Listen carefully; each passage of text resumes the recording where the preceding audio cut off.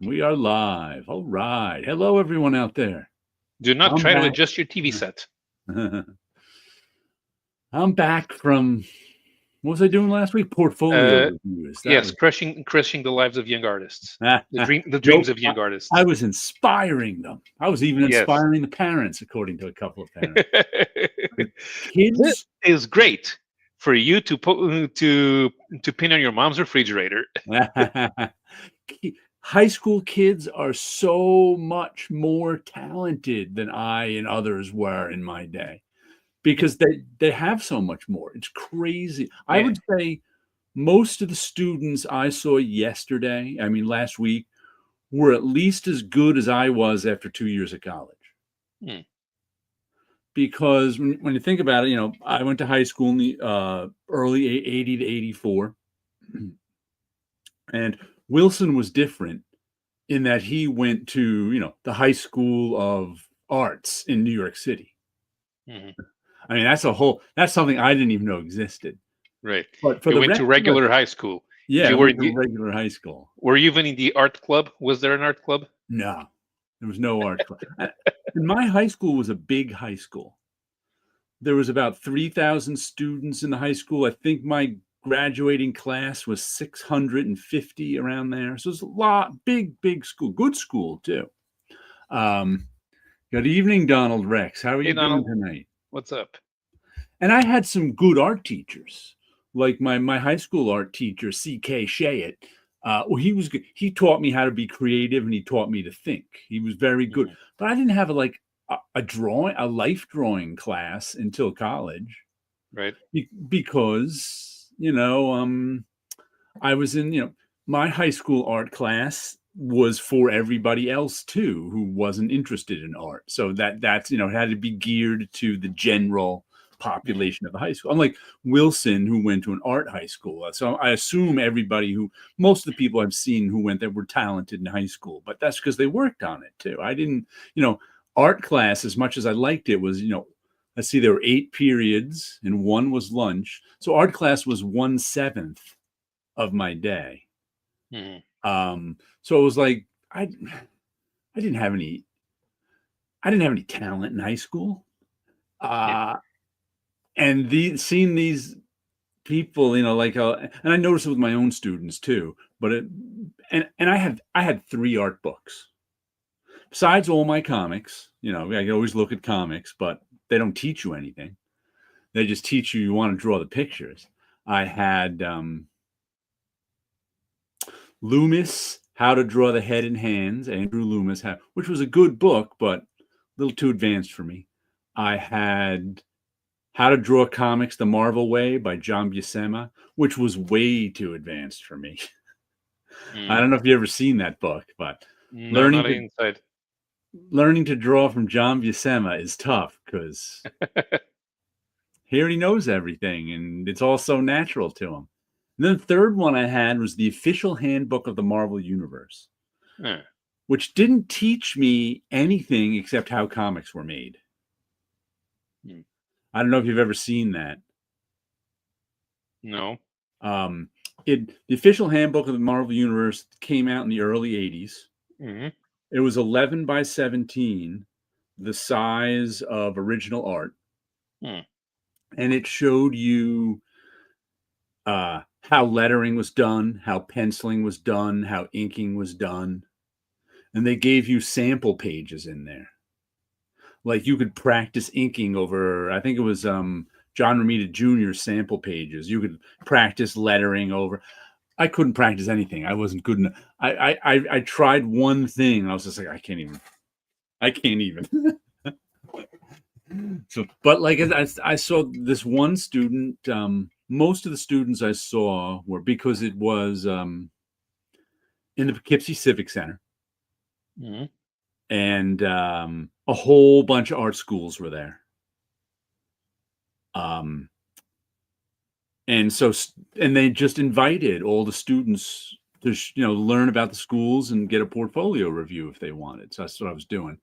And most of the students were juniors or seniors, and they were all pretty good. There was this one girl who was a sophomore, and I think her parents had just taken her to, I can't remember if it was Vienna or Venice now, but she ended up drawing the statues that were there. So she was Hmm. hanging out for a month, and I think it was Venice, drawing statues, and she was good. And I was just like, whoa. I couldn't have done this, in my freshman year of college. I couldn't draw that well. Hmm. So it's just like that. It's amazing. It's amazing how much talent, because also everybody's got YouTube, endless Right. drawing YouTube. If you want to learn anything about art, you can go on YouTube and look at Yeah. stuff when you're 16. And you want reference on anything? Google it. There it is. Mhm. It's amazing. You It's didn't like, have to wonder. Oh man, how do I draw the Eiffel Tower? I have to get a book on Paris. yeah, yeah. I have books in here still that I used to collect of all sorts of. I've got one on Irish cottages. Just because in case ever, it was a big picture book that I got for just a few bucks. It was on sale. I'm like, if I haven't drawn out, I got one on I've got what's over there, New York in the '60s, New York in the '40s. I used to collect books on on New York, because you're always drawing stuff in New York in comics. I've got one, up, I forget, some sit London apartments or something like that. Just Mm. fancy apartments. And I used to keep, it was usually called by illustrators a morgue. It's just your files of reference material. Hmm. And I even got this, I can remember it was really good. My freshman year of school, they handed out that I can't remember what teacher it was, handed out a sheet that told you exactly how to file your reference material. Had all the categories and all this stuff. It was just like, wow, look at that. And I used to have binders filled with fashion stuff in case I had to draw, because that was always one of my critiques of superhero artists, especially. They were They don't know great how at to draw drawing clothing. superheroes, but drawing normal clothes, Yeah. oof. They would always draw Yeah. a generic shirt, generic. Sure. I mean, until the 70s, when all of them wanted to be commercial artists, they had to know how to draw real things. Yeah. But then you get you have the first generation of fans turned pros, and Donald Rex, I still have some of my morgue material. I got rid of it some just in the last couple of years. yeah, they take up space.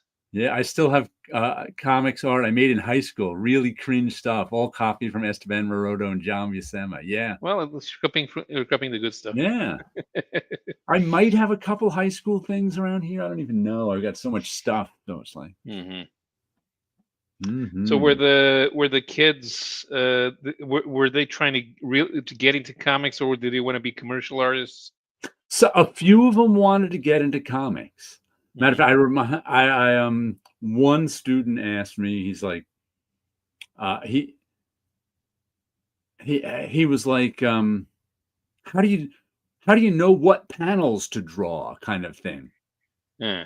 And I immediately recommended to him to read Understanding Comics by Scott McCloud, Hmm. and what's that, Will Eisner's one, Graphic Storytelling. Yeah. And I pointed him to his father, found it on his phone right away.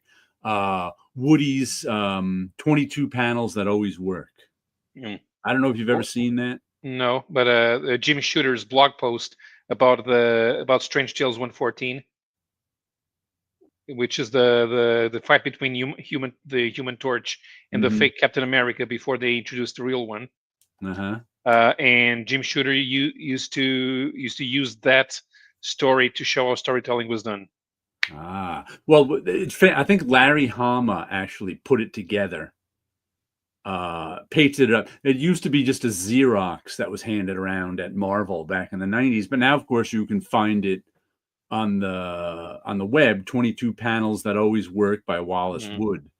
Um, and it was just, as he says in there, or what to draw when the writer gives you a bunch of boring talking heads.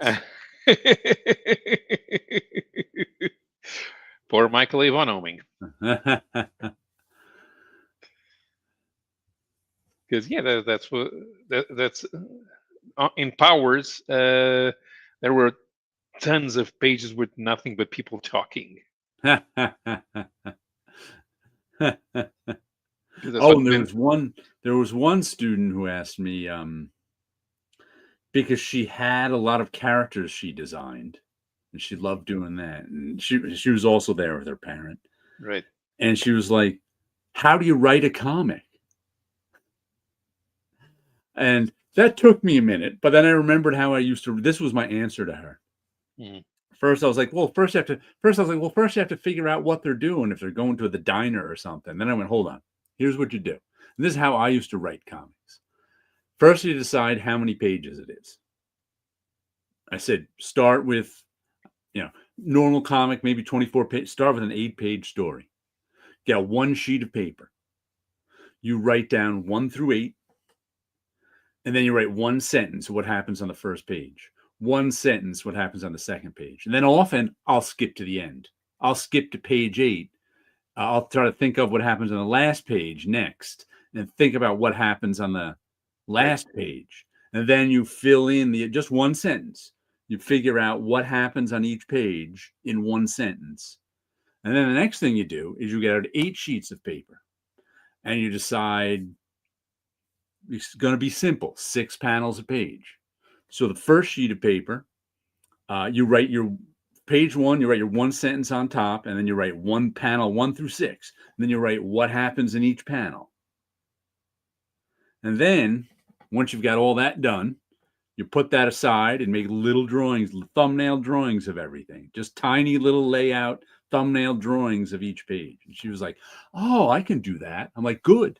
But it took me a minute to remember, because I've written tons of comic strips, but I haven't written a comic book in a while. And I'm like, that's how I used to do it. Figure out each page for make it big, then break it down into different levels. What about styles? Was there too much shonen manga? There is always too much shonen manga. That is the default for almost Hmm. all my students. It is crazy. And Right. trying to break some of them out of it is like very difficult, because to Right. them that's what drawing is. And it's like, I had this one student once who, matter of fact, she wasn't mine. This is before I was even teaching. I used to go to my friend Ed's class, who got me into teaching at Pratt too. Who I used to go to his class when he was at Montclair State, and there was this one girl who was so frustrated by her own drawing, because she had that manga style down cold. Hmm. She could draw anything she wanted in that style really well, but it was frustrating her because she couldn't not draw in that style. Hmm. And she didn't know what was frustrating her. She was just like, I can't. And I'm like, you gotta not do this stuff. You have to. I'm like, you got this cold. There's no way I can tell you anything how to draw in this style better. You've got it. It's like, I'm like, draw with your left hand.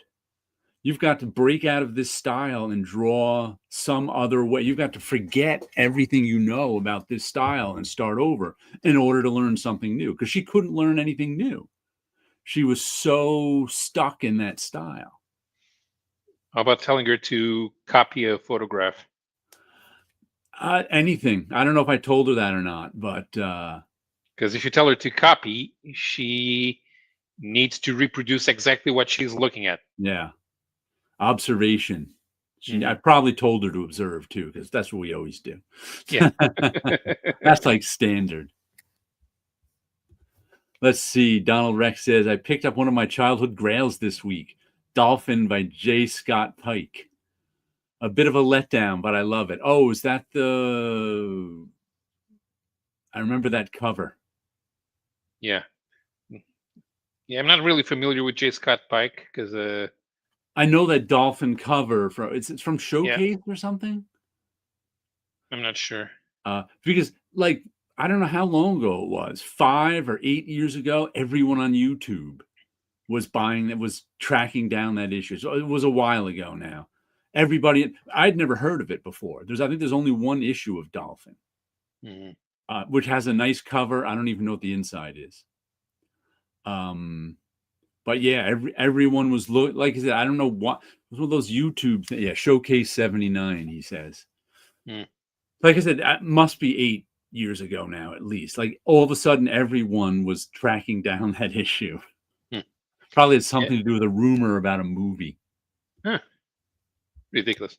J. Scott Pike was ubiquitous in Marvel's romance comics until the Atlas implosion. I don't think I've heard of him before. That Dolphin. Yeah, I didn't know. Yeah, Donald Rex says.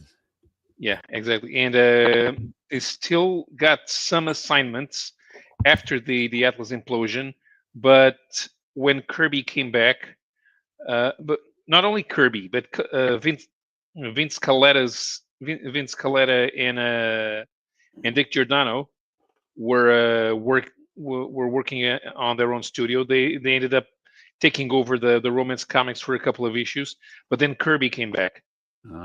So Stan Lee put Kirby doing the romance comics, and those were the last few issues that before they got canceled in 1962.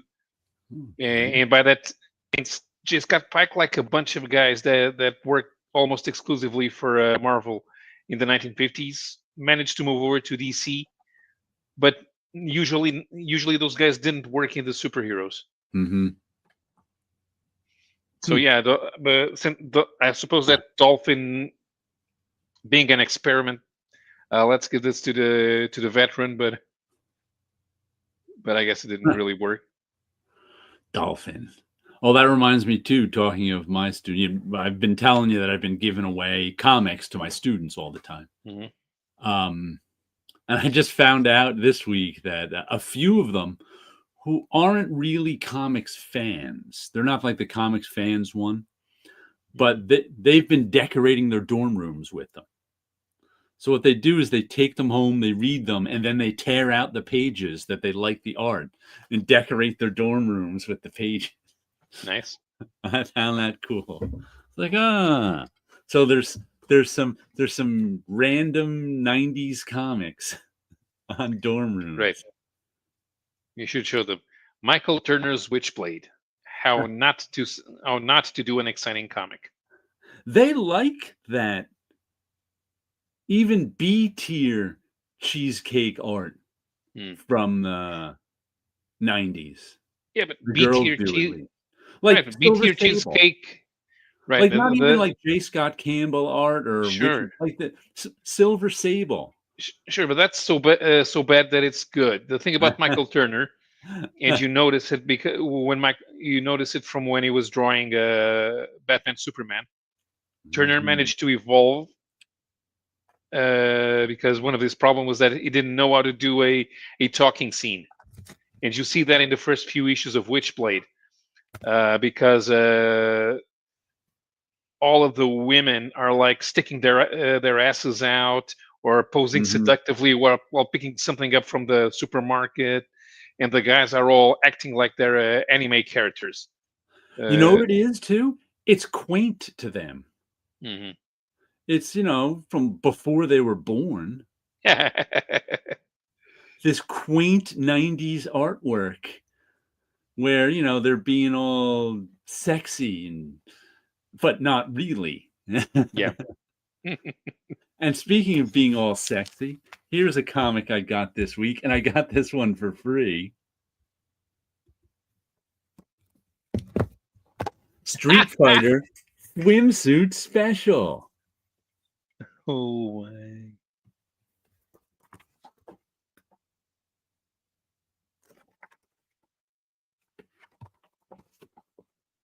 Is that Adam Warren? This is Udon Studios. Oh, right. I think they might even be publishing it themselves. But my LCS owner had someone order, I think it was the 1 in 5. Yeah. And when you order the 1 in 5, you pay for the rest of them too. But they never want them, 5 extra copies. So he was like, now I got 5 copies for the shelf I can never sell. Here, you want one? And I said, sure. And I have to say, I have grown to love this cheesecake stuff over the years. Back when I was younger, I thought it was dirty old man stuff. Now that I'm a dirty old man, it looks like youthful exuberance to me. So now I look at it, it's like, youthful exuberance. And it's not my favorite thing in the world, of course, but I'm like, I like it more now than I used to.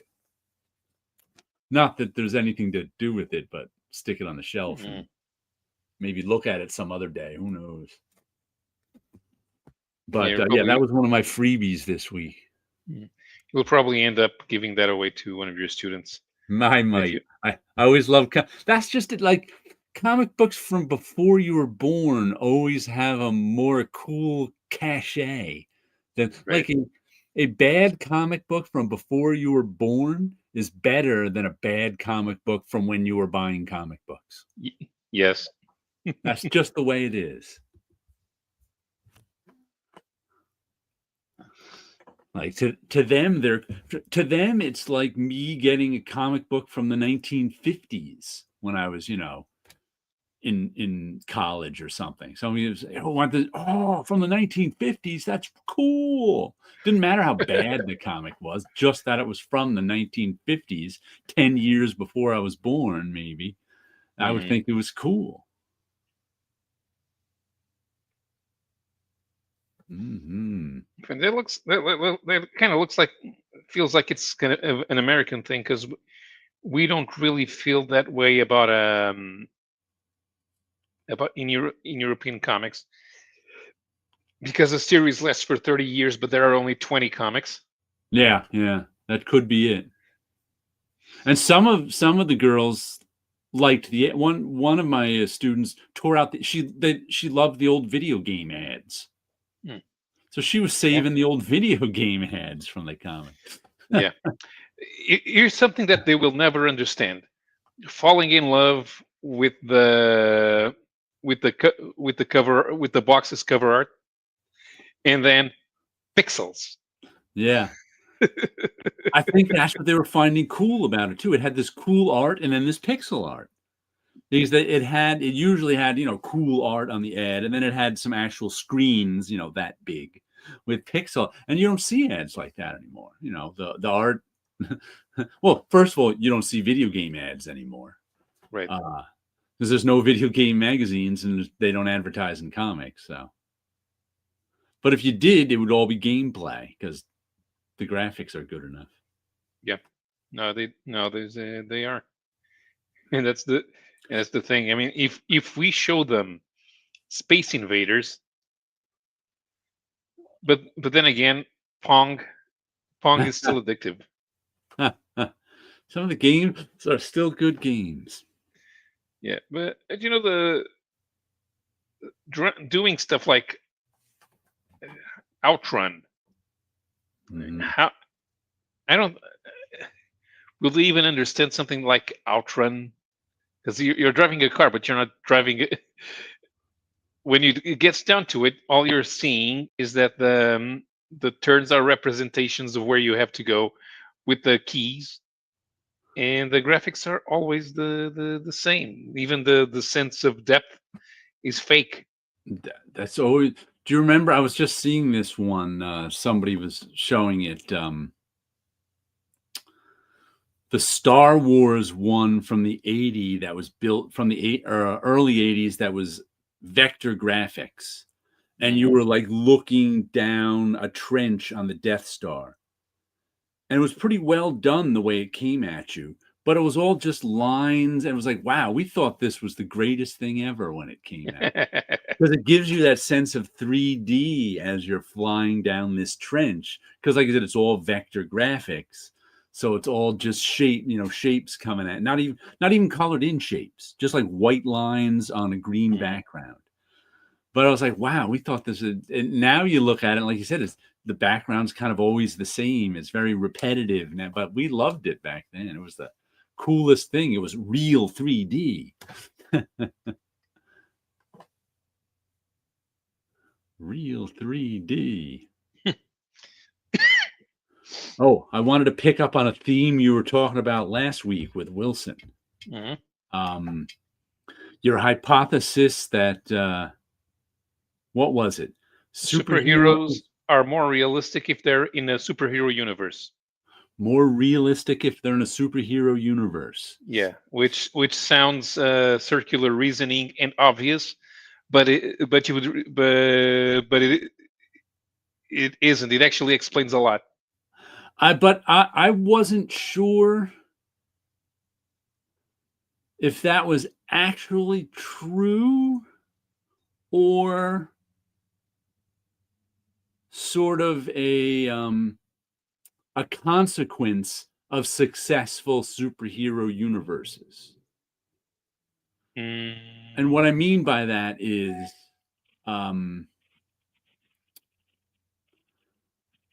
your Marvel or DC successful superhero, fairly realistic. What does the fact that your universe is successful allow you to do more realism, or is the realism inherent? It was weird to see which came first, because there's no, the realism Thunder Agents was a pretty realistic universe, but it was right. I don't mean that it sounds realistic because it has reality in it. Right. I mean, it sounds realistic because of the presence of the concept in multiple venues. Okay. And those venues are interconnected. So if there is one superhero, there has to be another superhero. And since there are two superheroes, now they're normal to each other, in relation to each other. I'm trying to think if I can roll that around in my head with that. I don't know if that makes it more realistic, but I know what you mean. But and of course there are outliers, like one of the Watchmen, of course, right, which everyone says is realistic, and that's not in a shared universe. That's a one thing.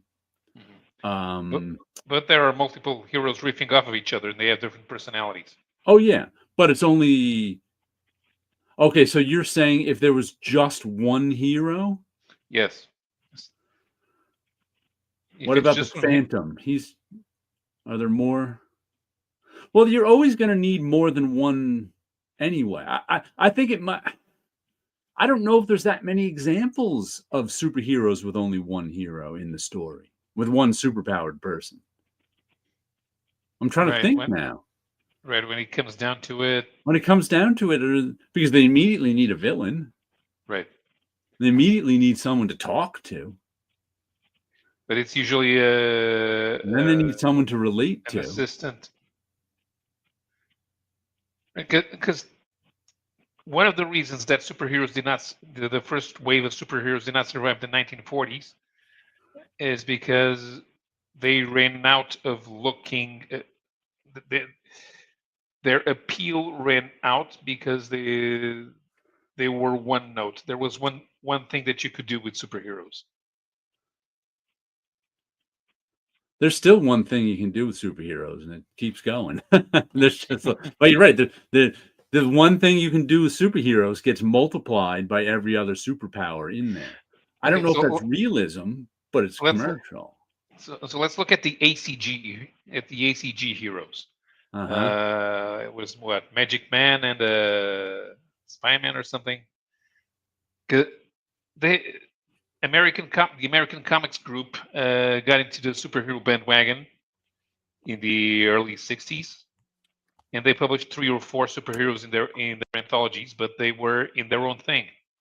Now, they were obviously derivative, but the fact that they were shut off inside their own stories made them less appealing. I definitely think, but appealing is different than realistic. Right, okay, they're realistic. I suppose. Right. I don't know if realistic's the right word. There's definitely something there. Right. Uh, but, But I don't know what. mhm. Like I said, I But okay, can most stories that have one superpowered person will eventually have more than one superpowered person. right. Savage Dragon, Hellboy. I mean, even look at something like Star Wars. Yeah. It's got plenty of superpowered people in it who have the Force eventually. Mhm. Starts out with one, and then you add it. So I don't know if a story even exists with one superpowered person in it. Because I think what it is the it's probably related to powers creep. The most interesting thing about a superhero story is the superpowers. So that you're just naturally going to put more superpowers in it when you want to make it more interesting. Right. I mean, the Flash, the original Flash TV show from the 90s had one hero. Sure, sure there were superpowered villains, even with the That has a lot to do with budget too. right, but but on Smallville and Arrow, Mm-hmm. those series got better when they had more than one superhero. Yes. But I don't know if they got more realistic. But like, you're right. The more a superhero can interact with other superheroes, I think the more interesting it gets for us. Right. Let's see an example. There's a normalization of the concept.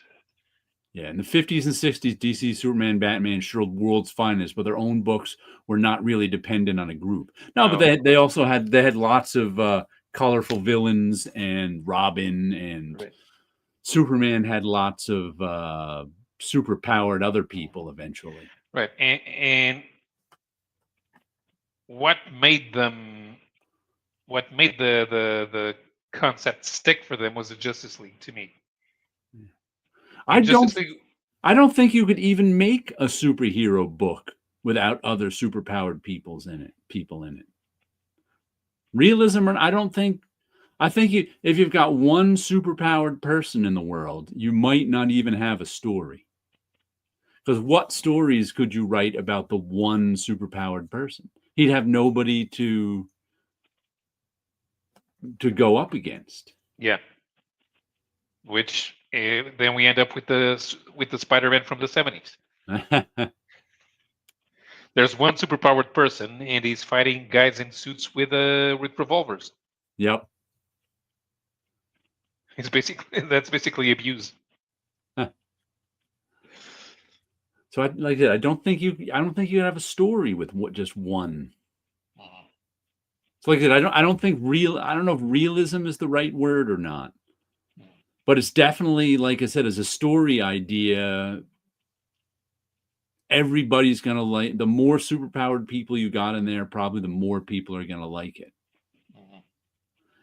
The only story I think with one superpowered person in it that works is the villain, which I can't think of one right now, but that would work better if it was the villain who is more powerful than everyone and you had to overcome him. Right. In a fantasy setting, since it's usually magic, it's easier to come up with a more powerful, superpowered villain. Right.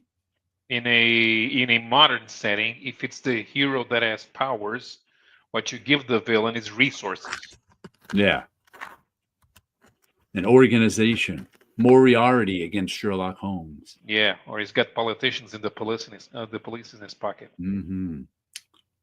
And Sherlock Holmes has children on the street. But then there were children. The irregulars. Yeah, that was normal. And the other free comic I got this week, where is it? Which I kind of like the cover of. I was actually looking at it because I liked the cover. This is the name of the book is actually Pin-Up Apocalypse #6. That's the Pin Apocalypse. There's the name. And it's the last issue in the story arc. Something to do with pin-up girls as superheroes. But I like this. I think there's another one he ordered. The same guy ordered the 1 in 5, so he had 5 copies he couldn't sell. So he was like, "Here, you want one?" I was like, "Sure." I was like, "You know what? I kind of like that cover." Attack of the 50-Foot Woman cover. The story itself wasn't. This is idea, story, and art by Andrew Turasov. Lettering Vladislav Trashin. Looks like there's a lot of Russian names here. Coloring assist Igor V.Y. Vyunshov. Adelia Adianova. So I wonder where this one comes out of, but I like the cover on it. So I'll put this one in my bought only for its covers section. Who did that cover? Does it tell us? Pasibe, Pasibe, Movie Homage. Is that the guy's name? I don't see a coloring credit. Maybe it's in the back. No. Oh, yeah. Cover B, that's Andrew Tarusov, Tarusov. So nice. I like that. It's okay. Oh, and I got the stupidest CGC book ever. Oh, Brute Force number 4? No. Sometimes I just get these ideas in my head. And I end up having to spend $30 to get them out of my head. So here I was probably looking at Walking Dead stuff because I still have 2 issues to go. And I saw a new Teen Titans number 1. CGC graded 4.5. Think it was going for $50. And I was like, wow. Someone's got to be disappointed sending in their new Teen Titans number 1 and getting a 4.5. But then I got it into my head. I wonder what the rarest low-grade CGC book is.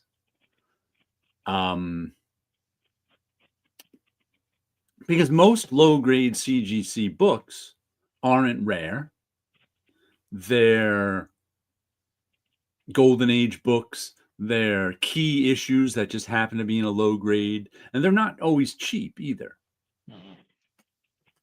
Like 4.5. And I went and looked on the census too. And there was a bunch of low grade New Teen Titans number 1. So I was looking, I put in CGC 2.0 just to see what was out there. And like I said, most of them are expensive books. Right. Because you're not sending in the book you got 2 months ago and getting a 2.0 on it. And you're not sending in your Spider-Man 278 to pick a random number and getting 2.0 on it. But I did find, we've discussed this book before on this show. And I've shown my copy of it from my childhood in the 70s. I got a Human Fly 2.0. Human Fly number 1 2.0. Oh, really? It really That's a 2.0? It really doesn't look that terrible for a 2.0, I gotta say. I mean, it's got tick marks all over it. Is it missing pages? No. It's just a well-read. Mine is probably in this condition. And the back is all stained. Okay, but something's got to be ripped in there. It does not say. Let me double check. It just says origin of the Human Fly, Spider-Man appearance, Off-white to white pages 2.0. Gives you no other explanations. But, and we've had this discussion before, this had to be somebody's favorite comic from when they were a kid.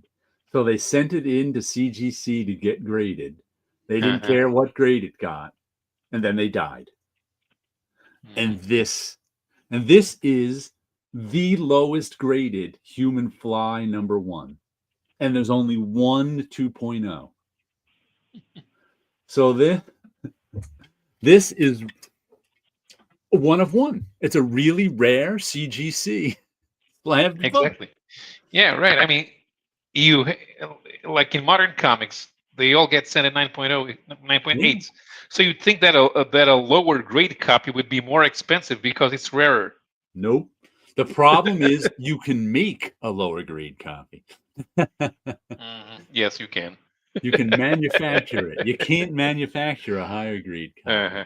But I was like, all right. And it cost me the auction the buy it now price was $16. Of course, with tax and shipping, just under $30. So I was like, I spent $30 just to get that idea out of my head. That and the fact that, as I've said before on this show, Human Fly it's a sentimental favorite from my childhood just because it was the first comic that I bought the first issue of, bought it all the way through and to the last issue. So I had a complete set of the Human Fly that I bought off the stand. Even then, I knew it was a mediocre comic. And I was discussing this at the comic shop, and one of the guys at the comic shop said, he's like, besides the Marvel reprint books of the 1970s, that's probably the comic that the least amount of people care about from the Marvel in the 1970s. That's like, I can't think of one people care about less. But there you go. Proof that rare does not mean valuable. Yeah, I guess caring less than that one would be Skull the Slayer. No, probably. I think Skull the Slayer is in the Marvel universe. Right. And he's had other appearances. Rare appearances. And if there's Jim Scully is not a character that many people want to bring back. I'm not saying many people care about Skull the Slayer. I'm just saying more people care about Skull the Slayer than the Human Fly, which isn't a high bar. Sure, but you can't bring the Human Fly back because it's trademarked. Right. You can't put the Human Fly in a movie to make everybody all of a sudden interested in him. Right. So people will continue to be not interested in him, even though there's a Spider-Man appearance in here. Yeah. He's not on the cover. Right. Culturally, we're talking about an Evel Knievel knockoff. Right. Whose gimmick was you don't know who he is. And after a while, people stopped caring, especially when he disappeared. Bill Mantlo story, Lee Elias art, and Al Milgrom cover. I would not have guessed that's an Al Milgrom cover. No, if it's... Let me make it bigger for you. No.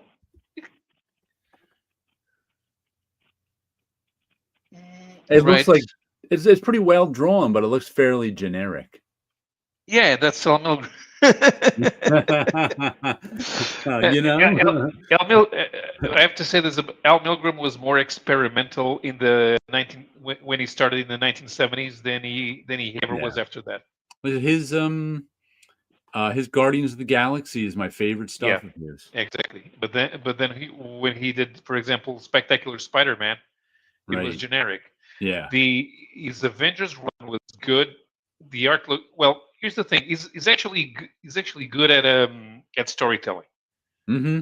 Yeah, he is. And there are some interesting camera angles that he had. But what made the art solid was Joe Senat's inking, which he didn't have on West Coast Avengers, which is why West Coast Avengers looks worse.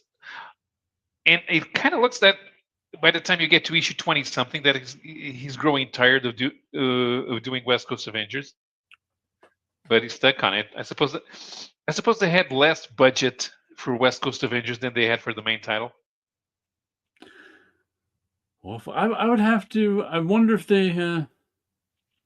I don't think there's any graders note. If there's graders notes on this, because to me it looks like I would just looking at the covers, I would give this a 4.0 maybe. I mean, it's not in good shape, but it's tons of spine ticks. But I think you really have to see the graders notes to know what flaws are in it.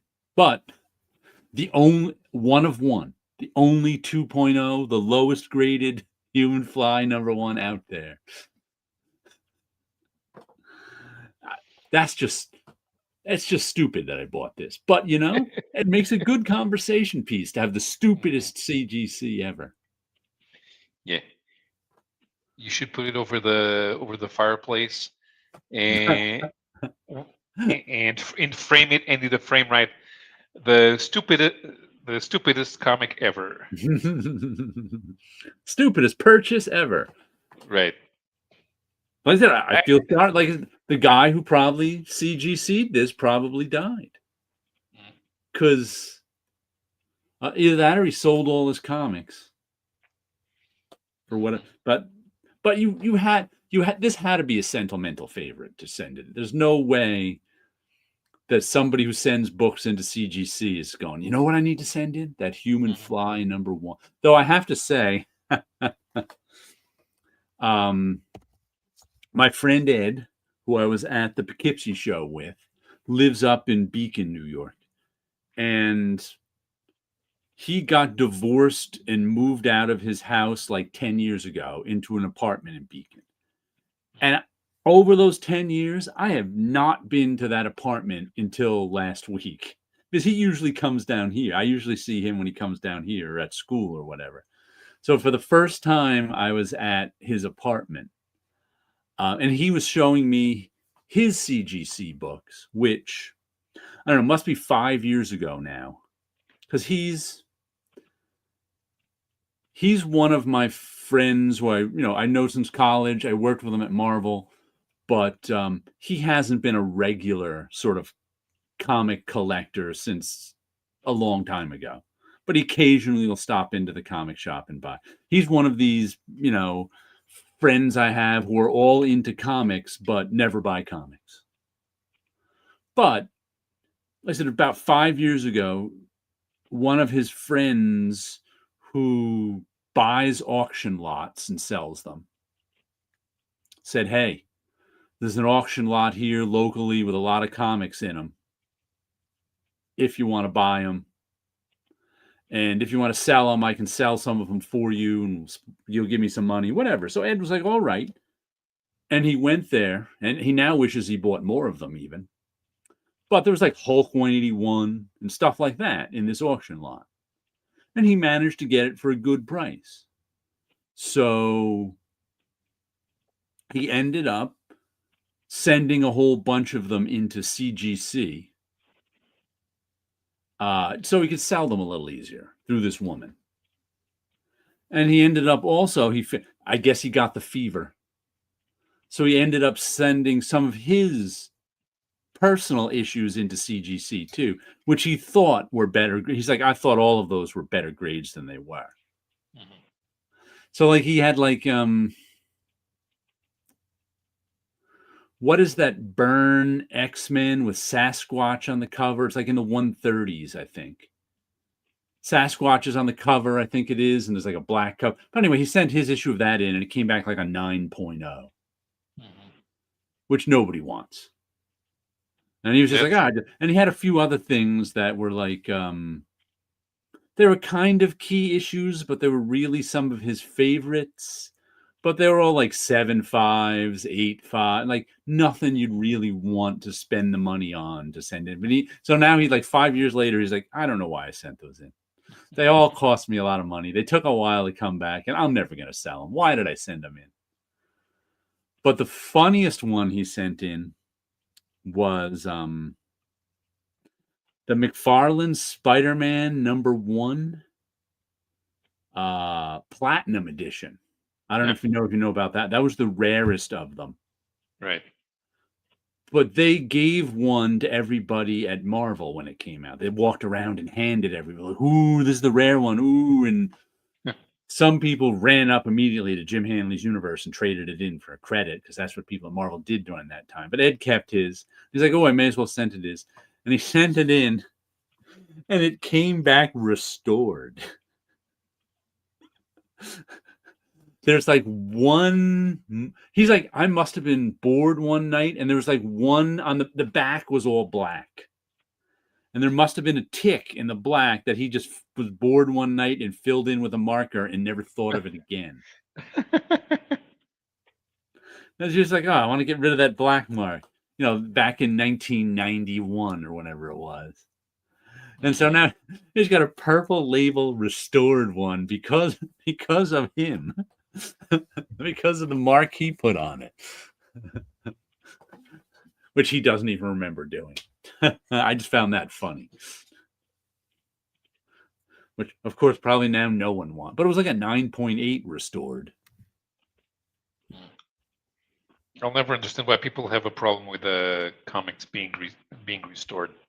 That used to be the thing, Donald. You can look up grader notes sometimes. I think you used to have to pay for them. You might not now. I'll have to see. I'll have to enter my CGC books and you can enter them your collection in like a database with CGC.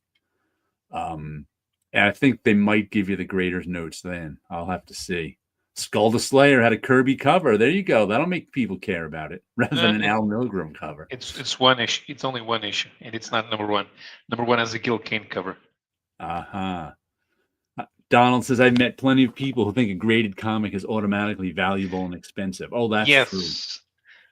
Listen, about 8 or 10 years ago, I saw a guy trying to sell CGC 9.8 609.8 of Brigade Number 2 for $89. Nobody cares. Nobody cares. That's like I said, in buying these, in replacing my Walking Dead collection that I sold, in buying these issues, I've realized that a lot of people want the same price for raw issues as graded issues. And like I did with Walking Dead, a lot of the 9.2s and 9.4s go for cheaper than ungraded issues because people don't want a 9.2 and a 9.4. They want a chance to get a 9.8. So they'd rather pay more to get a ungraded one that maybe they can clean and press and get a 9.8. Rather than knowing that they're going to get a 9.2 and it's going to stay a 9.2, damn it. Right.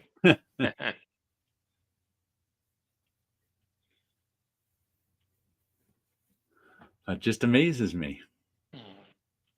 Sure. I really have a problem with people having a restored problem. Restored. The comic looks better. Should be better. I don't quite understand that either. In cars, we want an old car to be restored. Otherwise, you want to drive it, right? No one wants to read their old comics. That's it. You want a car is made for driving, even if it's an old car. A comic is not. You're not going to read your $1,000 comic. You're going to read a reprint of it. You're going to read a digital file of it if you actually that. And a lot of these key issues aren't worth reading. They're worth looking at the covers. They ain't worth reading. Sometimes I kind of noticed something, but a lot of guys that I follow on YouTube, they're having the show the show not tell people. They're getting very few views from haul videos. Yeah. I guess it's gotten repetitive, even if it's a comic nobody's ever seen before. Not that you remember if you've seen it before or not, because so I bought a Savage Start of Conan number 26. Right. And I bought Nexus number 9.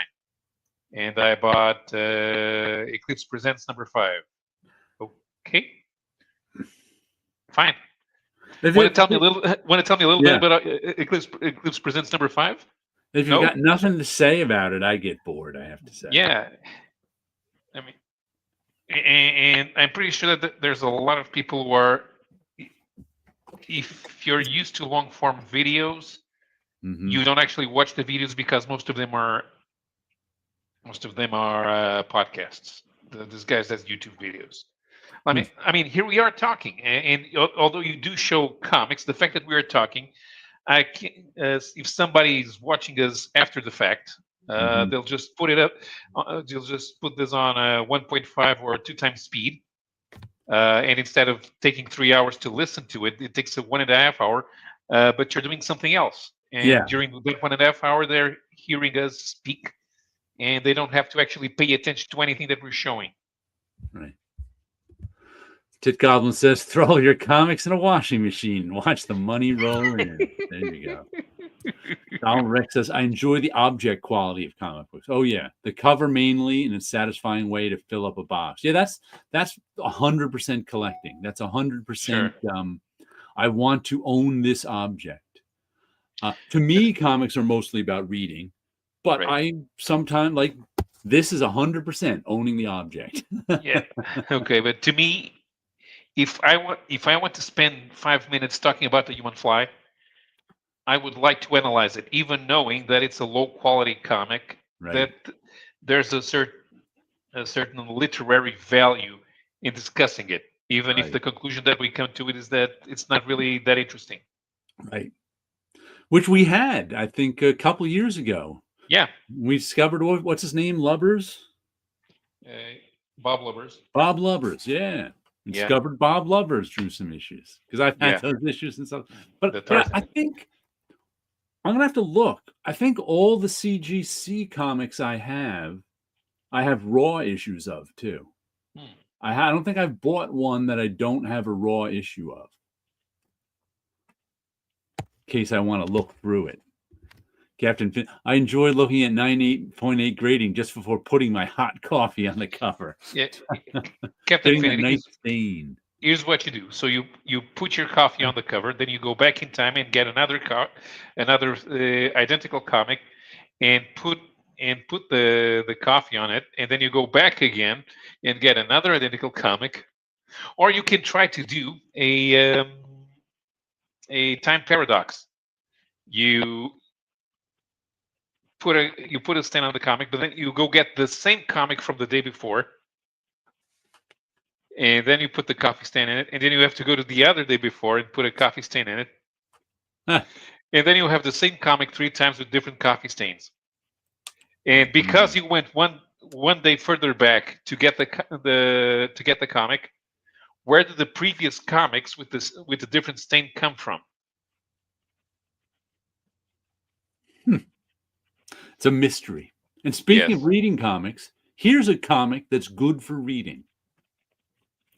It's a power fantasy, issue number 12. This is the beginning of the 3rd story arc.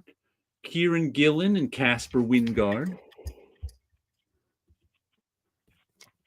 And this is the one that's about the Omega level superheroes who are trying not to fight each other because their power levels are measured. They've got this, where is it? They've got this little key to tell you who everyone is. And some of the keys have their power level measured by how many millions of people would die if they fought. Because 2 of these Omegas, like one from another dimension and one of the superpowered people, fought. And Europe is gone.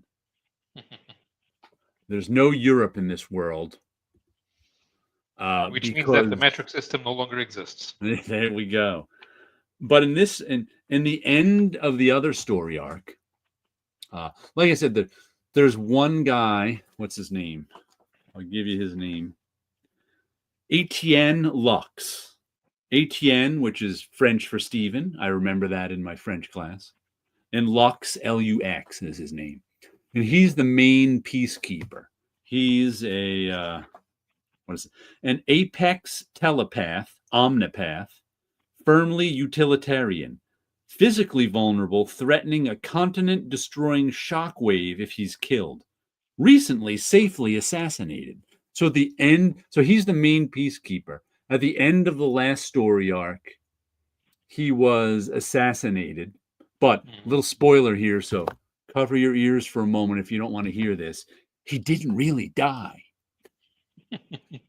Turns out he's a giant brain in a room somewhere, but they haven't gotten into that somewhere. Okay. But now we're going to have to see what because he's like the really rational one who's trying not to destroy the world. But the people who killed him knew they were in danger if he found out some secret they had, which was like the one guy was an imposter and not the guy he thought he was. So he could be safely killed if ATN found out he was not the guy he thought he was. So he didn't want to be safely killed. So he and his girlfriend figured out a way to stop the continent destroying shockwave and kill this guy who they don't know they really didn't kill. So, and there's like in the very first issue, we had there's this one guy in here called the Heavy. And he's kind of an old hippie who has his own city that he flies around on a giant chunk of rock. More like a town than a city, let's say. And he has threatened the U.S. government if they try to take him out, he's going to destroy Texas. So what did the U.S. government do in the first issue? They tried to take him out with a giant space laser. They didn't take him out. So then ATN Lux made a deal with him. ATN Lux is the kind of telepath who can kill as many people as he wants. He doesn't, but he can, if he wants to kill 500,000 people in New York City, he can kill 500,000 with a thought. He's like that powerful. But he's the reasonable one who's trying to keep peace. So in order to keep Heavy from destroying Texas, take him out like to dinner? No. Your romantic notions are misplaced. Yes. So ATN said, well, who do you want me to kill so you don't destroy Texas? He said, I want to kill the president. I want to kill everyone who was in on the plan. And then he's like, okay, I can do that. He's like, that's probably 50 people. He's like, and all their families. He's like, and all their families too? And he's like, there has to be a price. It's like, there has to be a price besides death. So ATN ended up killing, I think they said 400 or 500 people. Killed the president of the United States and everyone else who was in on the plan. Because he can tell who was in on the plan. He's that type of telepath. You know, he's Professor X level telepathy kind of thing. Right. Because Kieran Gillen got this idea from writing the last big Marvel crossover with the X-Men when he was writing like 6 Omega-powered mutants. And he's like, geez, if these guys fight, they'll destroy half the world. So that's what made him do the power fantasy. So another big reveal in this story that was good was that the Heavy, who, like I said, he's this Omega-powered guy who the U.S. tried to kill, now has a son, which he kept secret because, once again, he didn't know if the son was going to be a superpower. I think, what are they called? Atomic powered or something like that. I think there are other superpowered ones in this world, but they're nothing you have to worry about. And his son, what's his name? Where is he here? Heavy. Mauritia. Nope, he's down. He's down here in the subheading. Kid Ignition. Heavy's atomic firebrand son. So he's 18 and is just coming into superpowers. Physically a superpower, but marginally vulnerable to telepathy. Turned 18 today. So we don't know if ATN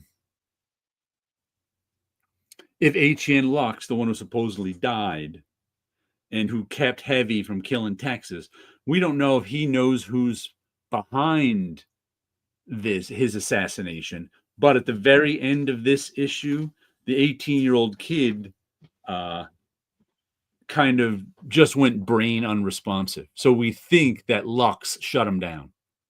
Mm. I think he's trying to rein in heavy if he was the one who assassinated him. So it's like, now we got to, but apparently there's going to be a lot of physical action in this arc, he says. So we'll see what happens. But this has been matter of fact, this just got me thinking,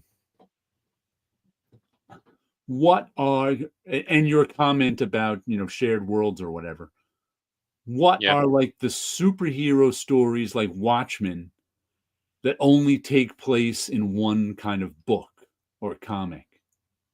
Because almost all like superhero stories span Sure. out. If they're successful, you get more superhero books. Okay, so Well, there's Miracle Man, Miracle Man, there's one of them. there's Savage Dragon. It used to have Freak Force, but nowadays, for a few years, Yeah. for many, it's only Savage Dragon. Savage Dragon is a tough one because he was originally kind of part of the universe, but I guess overall you'll have to say he's only in his own. He's appeared other places, but he doesn't depend on it at all. Right. And then there's also something like Jupiter's Legacy. I don't know if you've ever read that. I haven't. 2 volumes, Mark Miller, Frank Quitely. I think it's terrific. Mm-hmm.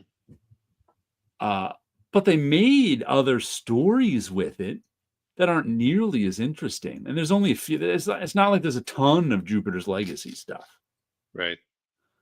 So I don't know if, I mean, Jupiter's Legacy for me kind of fits in that category because I ignore the other 4 series, and they're all like short. So it's like, I think there's maybe 3 trade paperbacks. One's Jupiter's Legacy, and the other's Jupiter's something and Jupiter's something. And you can ignore the other 2 trade paperbacks. So I would count that, but I don't know if I. Okay, but there's not a ton of, like, if something's successful in comics, they really keep milking it.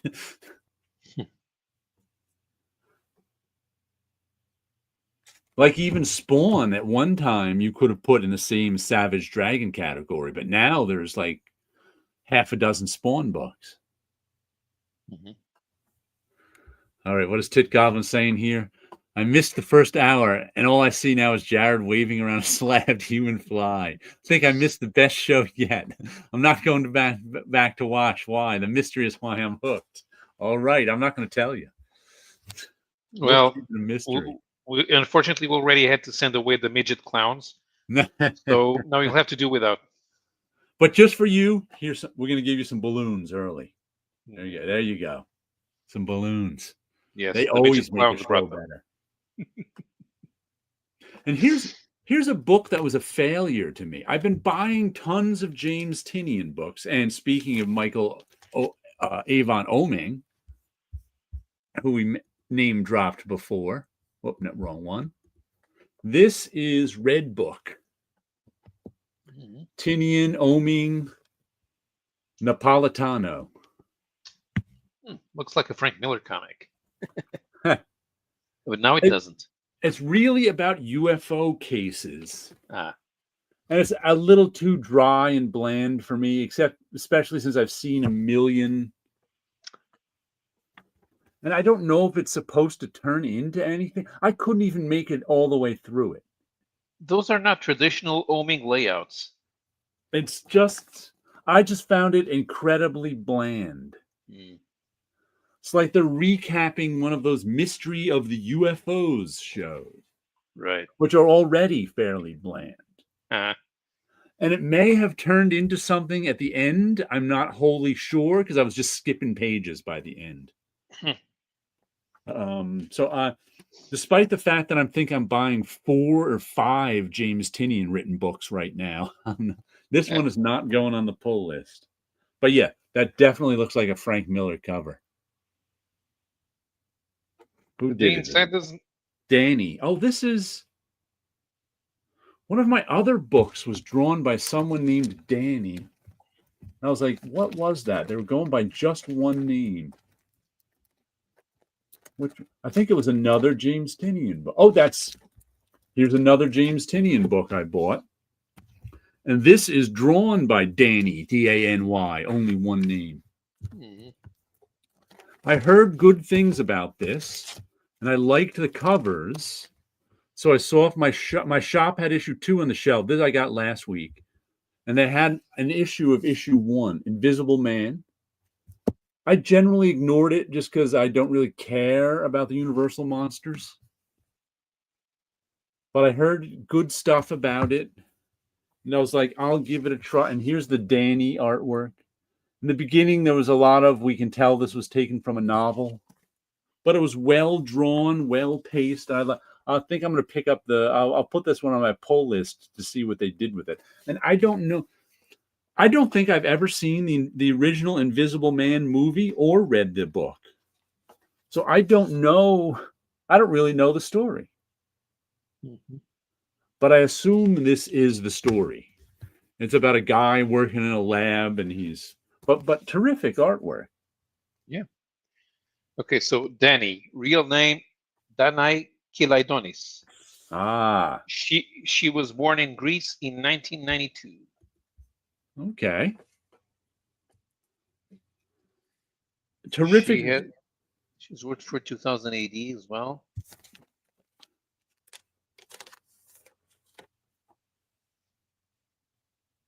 Nothing to do with Danny, D-A-N-Y. D-A-N-I.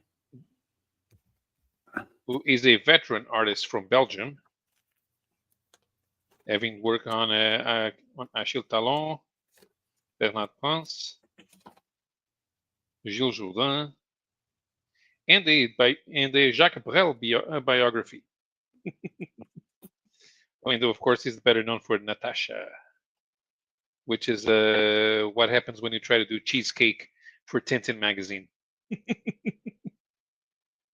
You can't do cheesecake in Tintin magazine. The Catholic Church frowns on it. Let's see. Tit Goblin says, I noticed Red Book and went with the crappy cover. Blue Book had the good card stock. I passed. I think really enjoyed Blue Book. I think Blue Book was the one that's about the U.S. Air Force UFO stuff. Like, it just didn't grab me. Red Book.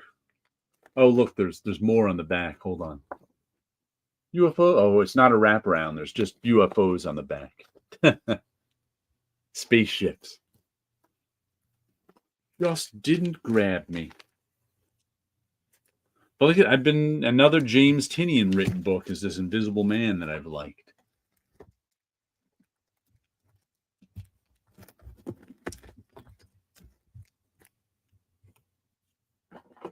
The Invisible Man.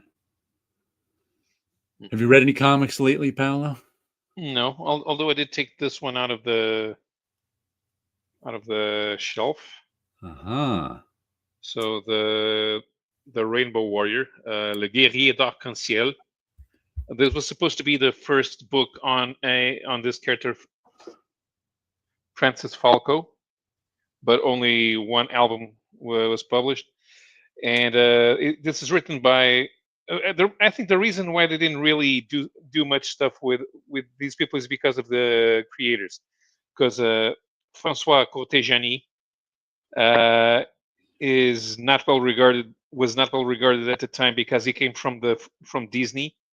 The Disney comics that were published in France were made in France, and Cortejani was a regular writer.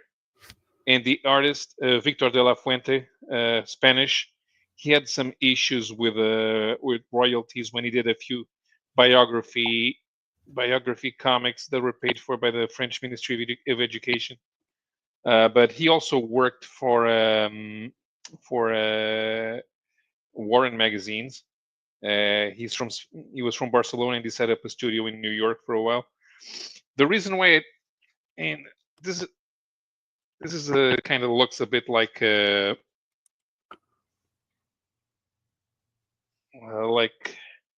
John Carter.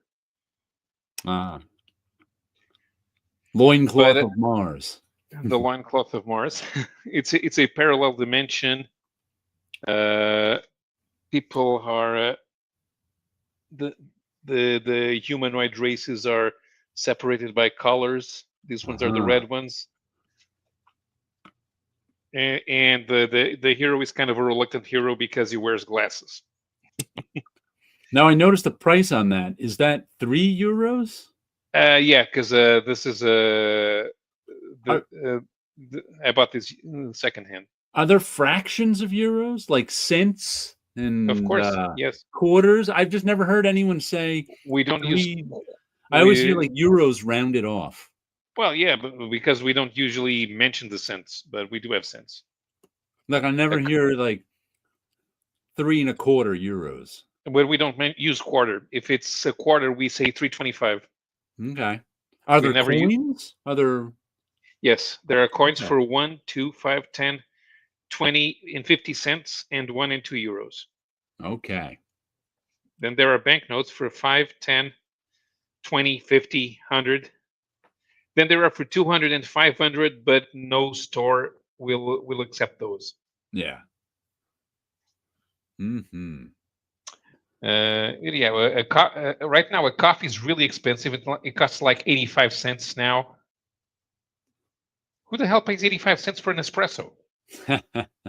I wouldn't know. I've never bought a cup of coffee in my life. And a big book that I got this week, physically big. I picked up an omnibus. Production question first. Hold on. Production question. I came across the second half of a comic printed twice in the same issue of an old Pit. I don't think I ever came across this type of printing mistake. So the first half of the comic was printed correctly. Then the second half of the comic was the first half of the comic?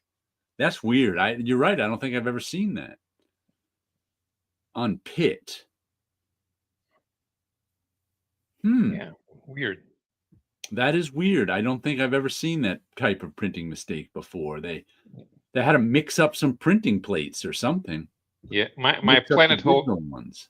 my Planet Hulk trade has the first 16 pages duplicated, which means there's a copy out there that's missing 16 pages. Wow. Your copy has an extra 60 pages? Yeah, because the first 16 pages of the story are duplicated. That's weird. Yeah, I don't think I've ever seen that before either. they put It more must sheets have- than they should. When they were assembling the book, they put more sheets in there than they should have. That's right, and it must have been done in signatures. Mm. Because usually a comic book is 32 pages and it's 16 pages folded over. Mm-hmm. That's But the trade paperback is glued. So right. What they do with the trade, they have that would be one signature in like a trade paperback or a hardcover. It's a whole bunch of 16-page signatures glued together. right. So that's the only way they must have glued in a couple of extra sections. Yep. That's how that was done. But no, the book I got, if you remember last year, I picked up the Sigil Omnibus, which was a cross-gen book where I said I saved up my credit card points so that I could get it, the Sigil Omnibus, because I was back in the day when Sigil was a cross-gen book, of course, and back in the early 2000s, when was cross-gen around? From like 2002 to 2005, somewhere in there. Yep. Back in those days, I was buying a good 4 or 5 cross-gen books, but not all of them. Because cross-gen books, I think that they were like $3 a piece or something, or they were on the high end of price for comics. So I couldn't buy all of them. It wasn't in my budget. And I read like Sigil. I would always buy some issues to check them out and then go, whatever. And I always meant to someday on eBay get the issues I was missing. But as of a couple of years ago, being that when CrossGen went bankrupt, Disney bought their IP. Supposedly because they wanted Abazad, whatever book that was. I don't know if they ever did anything with it. But that's supposedly why they bought CrossGen's IP. And then, of course, Disney bought Marvel. now Marvel can use cross-gen IP, so they put out, I think Sigil, I don't know why they picked Sigil first, but they put out Sigil as an omnibus. And a year later, I got it with credit card points on.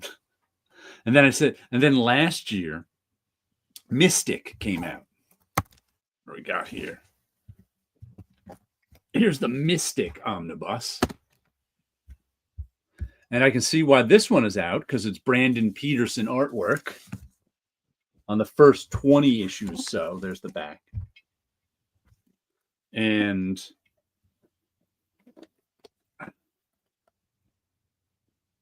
there's some inside to it. Really can't show it too much because it's, whoa, there's a double page spread. This is a giant omnibus. But I remember reading the first trade paperback of this back in the day. And it was pretty good. But I didn't really, I was like, I don't need it. I got enough stuff. But now with so much nostalgia involved with it too. And me, all these years, always wanted to kind of buy the issues and read them. And I really enjoyed reading Sigil. CrossGen made good, solid comics that were usually, they had talented people on it and good, solid comics. They're always a good read. And I expect Mystic, because I think Tony Bedard wrote a lot of it, who wrote The Negation, which is my favorite of the CrossGen comics. But I always say that omnibuses follow a path, especially ones like this that probably not that many people want. Because I think the original price on it was $125. You can get it on Amazon or someplace for cheaper than that. And then it goes down in price once, and then it usually goes down in price even cheaper. Then it either goes out of print and slowly rises in price or stays down in price forever. So I've been saving up my credit card points all year. And even though I had enough credit card points to buy it at $90, I still didn't want to buy it for $90. I'm like, it's going to go. So just this week, it went down to $66. And I went, okay, I can get it now. That's acceptable for an omnibus. Yeah, that's fine. That's just slightly over $1 an issue. That's cheaper than I can get the original series for. So there's how many issues in there? Let's see. Tells us in the back. 1 to 43, then 1, 2 more. So 45 issues. Yeah, so it's a little bit under $1.50 a comic. Yeah, that's fine. Even at $125, it's still a bargain per comic. But I, just don't want to spend that. Yeah. These at 90, it would have been about $2 a comic. So yeah. But I knew it would go lower than 90. And this week, I don't know if it was because Amazon Prime was having one of their Prime days or it just went down. I don't know if it was related to that. But I was like, you know what? $66, I can get it now. So now I've got the second. I don't know if they're going to come out with any more. I don't think they came out with a new one this year. Hey, Missing Mars, happy Friday to you, too. But yeah, what else could they put out that would be an instant seller? Well, I don't think any of these are going to be an instant seller. Yeah. Donald, I get points for donating blood that I cash in for a couple times a year for eBay gift cards. There you go. Blood for comics. They don't give us money if we donate blood over here. They do let us. He doesn't get money. He gets points. Very important. They do give us priority in a hospital emergency room. That's always good,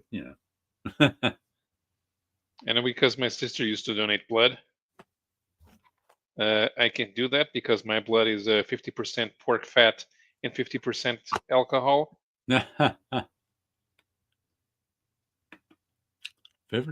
Yeah, I was trying to think of what they could do next, and I don't know. Ruse would be a good one. Right. Because of the Jackson Geis art. And it's kind of self-contained. Yeah, Way of the Rat, maybe? Way of the Rat. That would be a good one. Oh, what was the Steve McNiven one? I've got that already. But that one was the one aimed at girls. I think Mystic is a little bit too. Oh, what's the name of that? I cannot remember. It's right up there on my shelf. It's about a girl in this cloud world. That one maybe. They're all sort of self-contained, but I don't know. You know, Marvel might be printing them too just to keep the copyright because our lawyers demanded it. Yeah. Well, not the copyright, but the trademark. The trademark. Yeah, the trademark. Especially because these are a lot of cross-gen titles were one-word titles. Yeah. Which means it's a good idea to keep the trademark. Right. I'd like to see Negation, but I don't think. Like I said, that's my favorite of the cross-gen books. Negation is an unfinished story. Mm. But they could easily get Tony Bedard and Paul Pelletier to finish it. I mean, they worked for him already. Meridian, there we go. Thanks, Mick. That's it, Meridian. That's the one I couldn't think of. Scion, that's another one that was good. Oh, the Greg Land one. That flew out of my head too. Sojourn, the Greg Land one. That would probably do well because it's got Greg Land artwork. People like Greg Land. And that's probably my favorite Greg Land artwork. Yes, I suppose. You kind of get used to seeing average Greg Land everywhere. Yeah, the only time I ever paid attention to him was on Sojourn, so not being a Marvel guy, didn't pay that close of attention to him. Ruse, Ruse. That's the Mark Waid Jackson Geis one. Yeah. That one has the best Jackson Geis artwork of his career. Really like it. Doing double page spread storytelling flawlessly, which is not easy. But like I said, I don't know if I haven't seen any notice that they're coming out with any more cross-gen stuff. Right. Well, I have the El Cazador TPB, which is only 6 issues, so they're not going to put out a big one of that. And I think that the rights reverted to Chuck Dixon and who was not Mike Perkins? No. No, Steve Epting. Steve Epting. I confuse like Steve Epting, Mike Perkins, and Steve McNiven because they kind of had a similar styles of drawing, especially at CrossGen. And I think they all went on to draw Captain America after that too. Of course, I remember Steve Epting from being the artist on Bob Harris's Avengers run. So that was I never read that run. I know a lot of people like that run a lot, but I never Here's read the thing. It's the kind of thing that if you reread it, you understand that it was actually a lot better than you remember. Yeah. Right, because there were stakes in those stories. Sometimes the danger is theatrical, especially if you've been reading since the Steve Englehart days. Okay. And Bob Harris, because Steve Epting is very good at drawing things that look like they're at night. And because of that, you understand that the struggle is real whenever they have to fight the bad guys. Because it's at night. Yeah. Also, Epting was inked by it was inked by Tom Palmer. Then again, Tom Palmer had been the regular inker since Buscema had come back. So it made the artwork still recognizable. But the art was good and the writing was good, even when all of a sudden you only have Black Widow, Black Knight, and Cersei and Hercules on the book. Because Thor's not around. Captain America is coming in and out.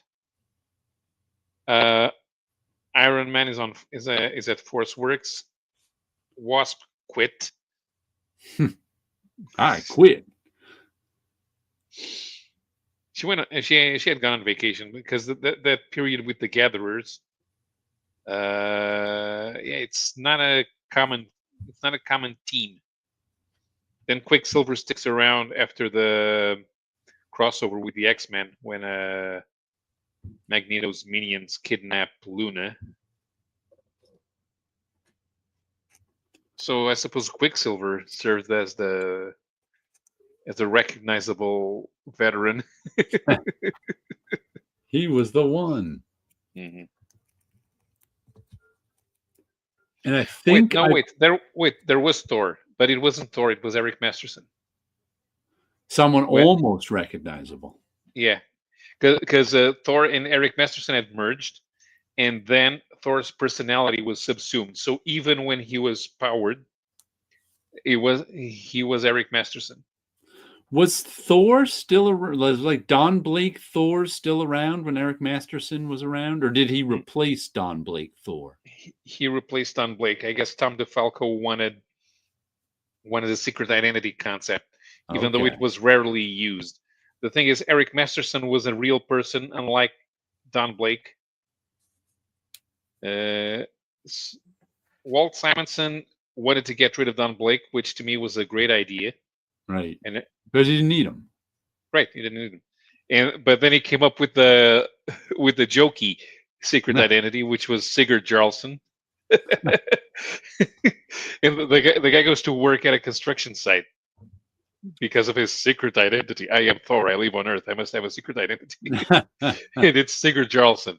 And the guy he works for, man, he can go up buildings just like that. He must be Spider-Man. And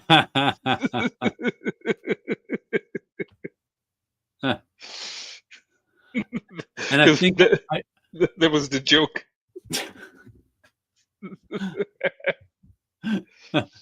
I finally got a Jacob Phillips book that I like. Mm-hmm. I don't like this logo. Jacob Phillips is Sean Phillips' son, who's been drawn. This is like the third or fourth series I've sampled of his, because he's pretty good. Draws a bit like his father. But this is Everything Dead and Dying. It's written by somebody I haven't heard of, Tate Brombal, Brombal. Artwork by Jacob Phillips, colors by Pitt Martin, and letters by Aditya Bidikar. Like I said, some nice artwork. Hey, there's that panel repeated. He draws a bit like his father. But this is the second issue. The first issue of this, I wasn't sure if I liked or not. I was like, I'll get a second issue. And the story was about this guy who just living by himself.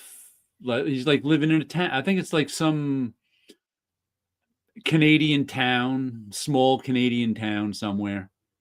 And he's living by himself, going through his day. And you slowly begin to realize that everyone around him are zombies.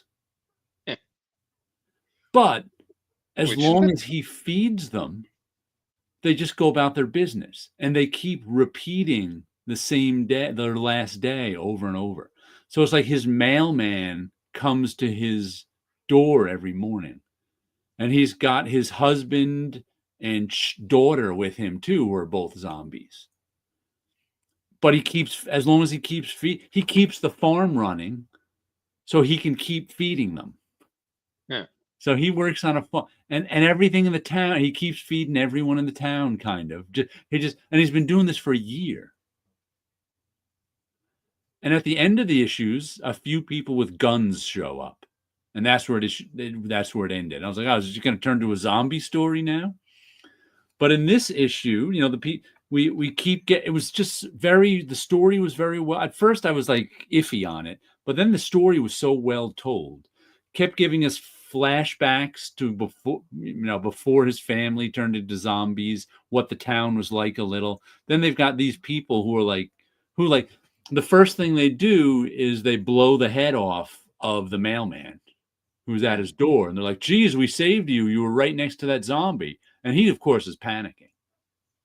He's like, "What are you doing? Stop shooting people." And they're like, "Is this guy living with zombies?" And so they don't know what to do. The guy who's sort of the head of them is trying to peacefully solve this situation. But the guy from the first issue was just panicking completely because they're going to kill his family.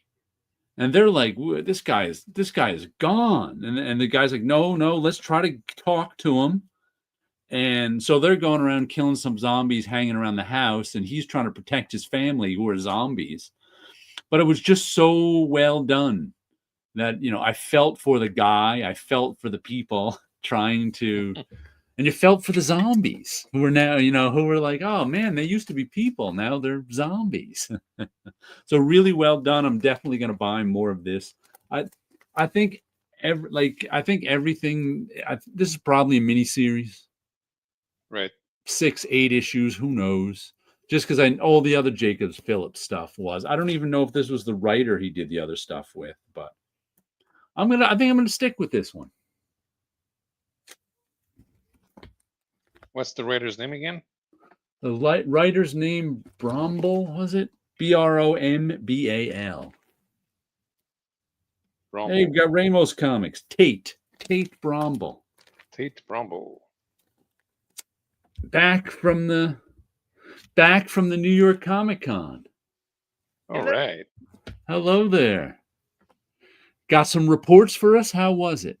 It was good. It was crowded. A lot of people. At some point, it was like, okay, I had enough of people. It's time to go.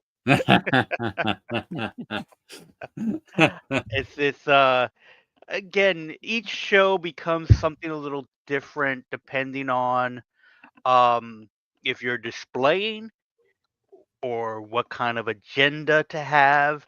Since I didn't have to worry about panels, signing, or stuff like that, I could kind of just be a fan of it. But at the same time, I do appreciate having a pro pass. Right.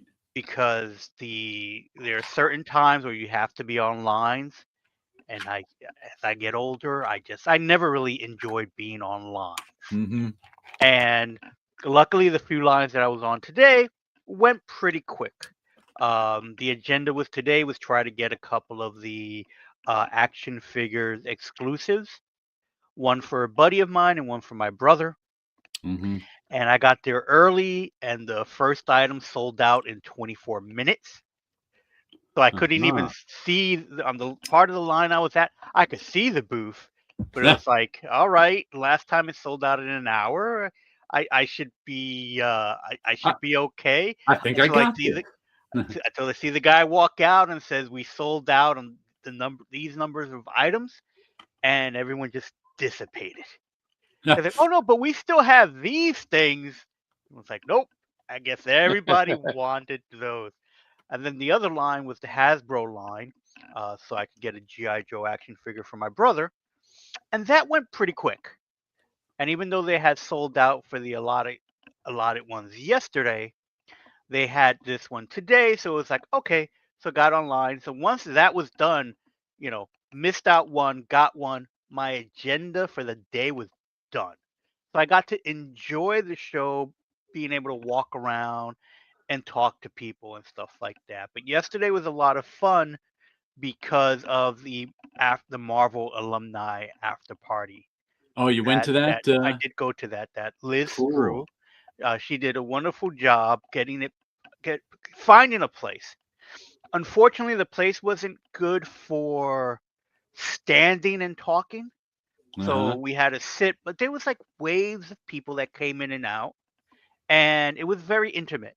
So it was a nice small group of people that was enjoyable. Who organized that one? Was that the Liz Lapoff one? Or? Yes. Okay. Yes, so but the other problem too was also, and not problem, there were other events going on that night too. So Terry Kavanaugh was having Yeah. something going on, and so some of the group went to that. Yeah. So, but Terry, it was I was nice. talking to Terry that day, Wednesday. He was like, "Can you come down?" I'm like, getting cars inspected, and I don't know." So it was, the place had great music. Okay. So enjoyed it, and again, Who, intimate to be able to talk to people for a while, and it was neat. who was at So the Marvel one, the old all right, Marvel so when one? I got there, it was Steve Saffel and his wife, Dana, Dana, who I uh, know I worked with briefly at Simon and Schuster. Simon and Schuster. Frank Lavetti, who's a writer, his Okay. wife, Madeline, Maitland, sorry, Maitland, Liz, of course. Mm-hmm. Uh, Who has said hello on this show before? yes, Glenn Hurdling. Hurdling, yes, Glenn Hurdling. Those, and another woman that I met for the first time, but I do not recall her name. Okay. The other thing was the place was loud, and my Yeah. hearing is not as good as it used to be. Neither is But mine. she's always traveling with Liz, and Okay. she worked at Marvel back in the day, and she hired Glenn, Okay. and she did run art returns for a while, Ah. and she like also like heading the interns, stuff Okay. like that. So that was like the group that was there when I got there. Mm-hmm. And then while there, eventually Jason Liebig showed up. Okay. The Chris candy Cooper. historian now. Yep. Chris Cooper.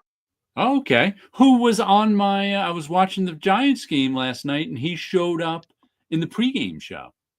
Oh yeah. In the pregame show of the Giants Eagles game was Chris Cooper. There was a pre-taped piece of Chris Cooper and retired running back Marshawn Lynch birding in Central Park. Nice. I Okay. was like, hey. Renee Renee Witterstatter. Witterstatter, Jim editor on Solikrop. the John Byrne She-Hulks. Jim Solikrop Jim came in, Salicrup. and Allison Gill. Allison Gill. Yep. And that was the group all together. Oh, that sounds like a good Nice. group. It's not. Kenny Lopez as well. Oh, Kenny Lopez was there. Yep. So it was Letterer. really cool because we just got to talk about comics when we all entered the industry, all our little stories, and it was a lot of fun because we just got to talk about what we enjoy with comics. Kenny had a really great um, question and was like, "What was the comic book that changed you?" And it's like, and it's a good question in the sense of, for me, it was Secret Wars, as I mentioned before. That was Right. where it's like, oh, I'm collecting. And so great stories from everybody. Allison was telling me about how she started at Marvel UK Mm-hmm.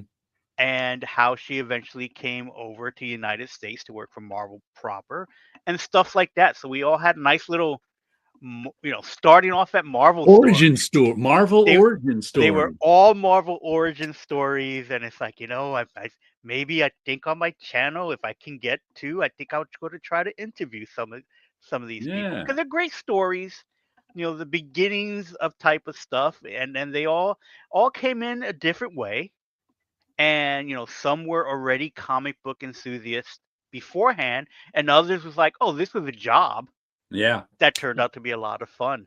And Mm-hmm. we got to talk about stuff like Kenny was telling me a story about how he designed a Ghost Rider logo Right. and brought it to John Romita Sr. And John's like, okay, change this, move this over to here. And it's like, and he was like, yep, it became a better logo because of it. And this is all pre-computers.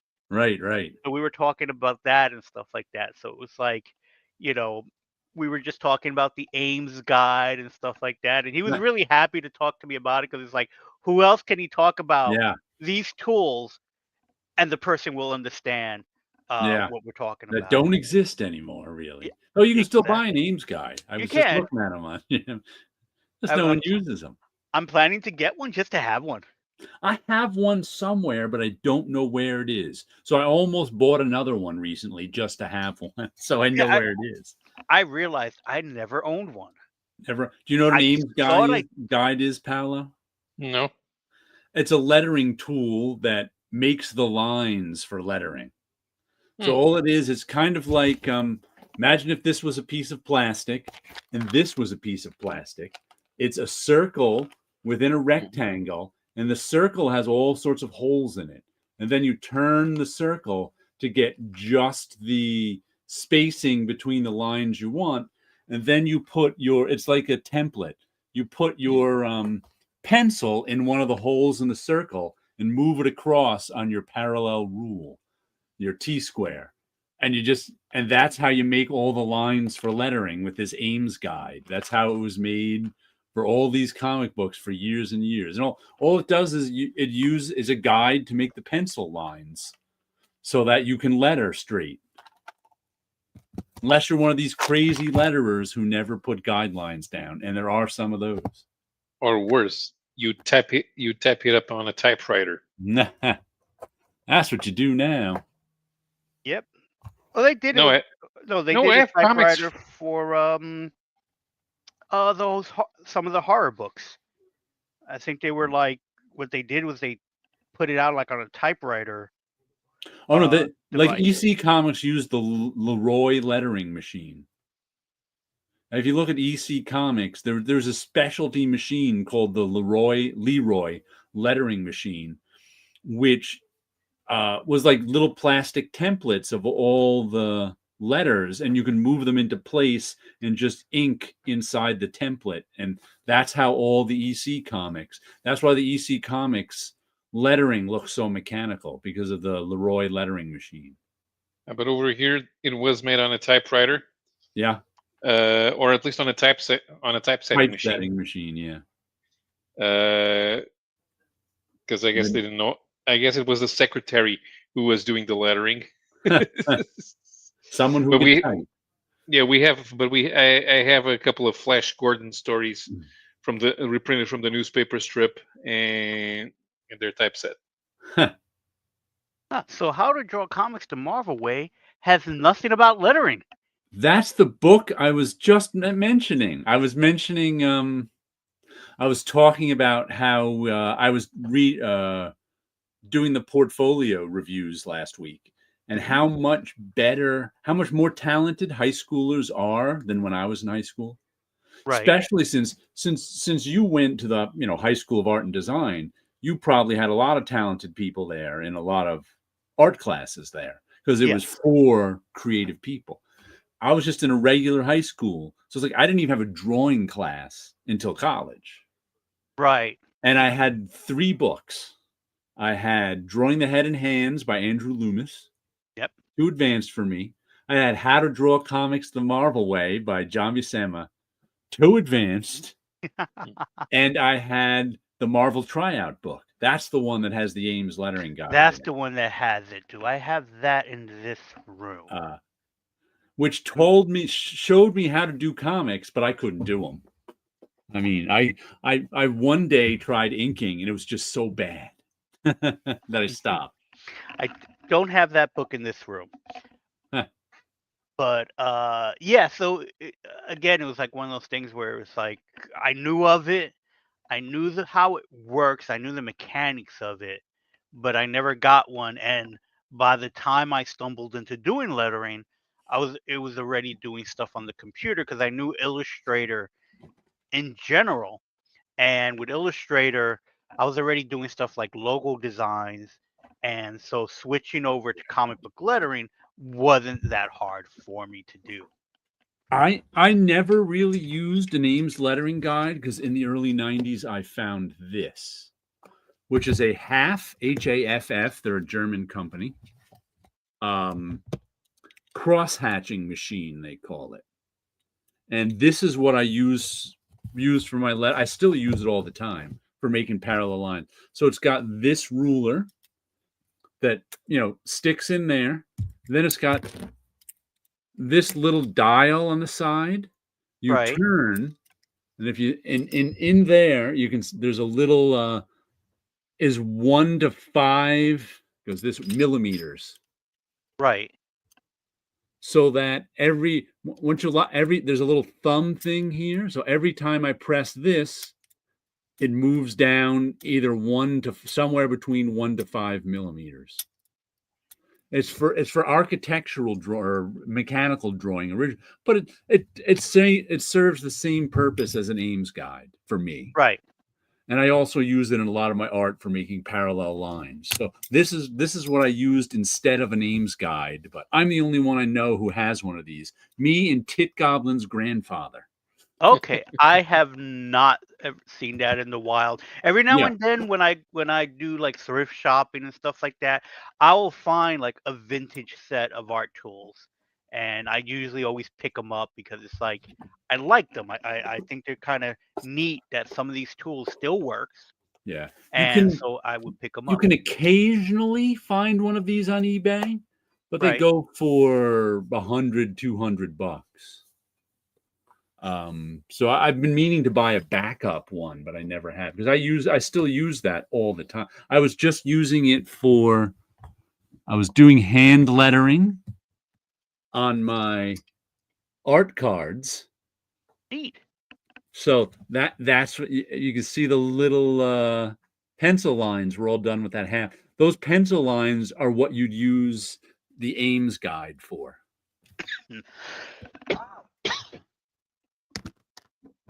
Good old Ames guides. Oh yeah. Affinity asks, "What's the art like?" That was the one. The Jason Phillips art sort of looks like Sean Phillips art. This sort of hard-edged, lots of ink stuff. Remember to always ensure your lettering is full CMYK. It's all about attention to detail. Says Captain. That's a joke, people. Yeah. Don't make sure your lettering is full CMYK. Missing Mars. Those DC thickies from 78 to 83 with no ads, 80 pages. I absolutely love. Your thoughts? I bought World's Finest at that time because I think I've discussed this before, that old Stalin quote, quantity has a quality all its own. Though that World's Finest, except for the Trevor Von Eden stuff, which I really liked, you could get, 6 mediocre DC early 80s story for 50 cents or whatever it was. Right. And that was good. I enjoyed that. I didn't get a lot of them. I was never like, people love those 80-page giants from the 70s from DC, but I wasn't a DC guy, so I never really bought those. I usually bought those because they were easily found in the dollar bins, Yeah. 50 cents bins, where you'd be going through and it's like, oh, here's 80 pages of the Batman family or Yeah. Superman family. And it's like, this is just a nostalgia for something that I never had. And this will keep me busy for a while. And that would, yes. And it's like I could skip stories if I didn't like the character, but I would usually find at least one story that I enjoy. And again, to me, it was like, oh, these they're the stories from different eras, and I always found that pretty neat because it's like, oh, here's sometimes you'll get a wacky Silver Age thing going on, where it's like that was just a neat little story. Yeah, my friends like Bunch who loved that stuff as a kid. They loved learning what is now called the lore of all the, Golden Age superheroes. Right. I couldn't care less about that. So when I would get those Golden Age stories in one of those 80-page giants, I'd just be like, oh, this is terrible. And they usually weren't printed very well. The art was kind of crude. Right. And I just wasn't interested. I wasn't interested in DC Comics mostly in the 70s as a kid. So I never embraced those 80-page giants except for one.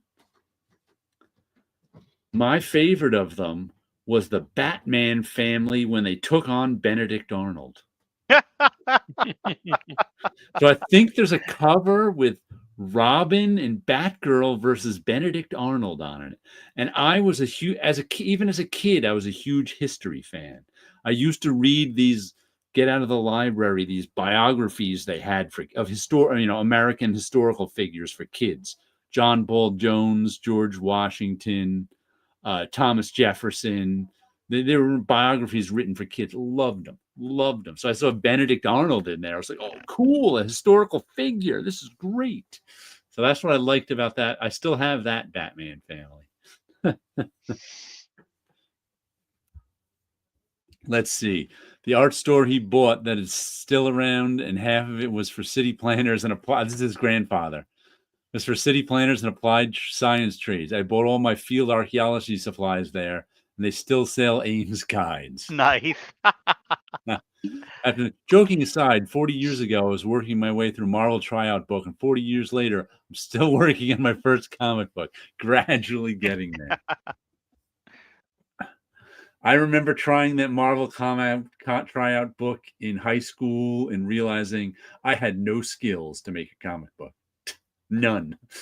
I had got it more as a collector's item. That was like, oh, I don't know if I want to work directly on these pages, or do I want to keep this mint? And then when I took it out again, I'm looking at it, it's like, well, I'm not going to do lettering, ironically enough. It's like, oh, I don't know about coloring. Because by this point also, hear how completely unknowing I was, is I'm looking at it and it's like, how do I color this? Do I just wet the brush and put it over the little boxes like the color, like the books of old that they used to come with the paint was like watercolors right on the was paper. You right just on the wet it. paper, and you just wet it and then take it, and it was like, no, I don't think this is one of those. And it was like, all right, inking, I had no idea.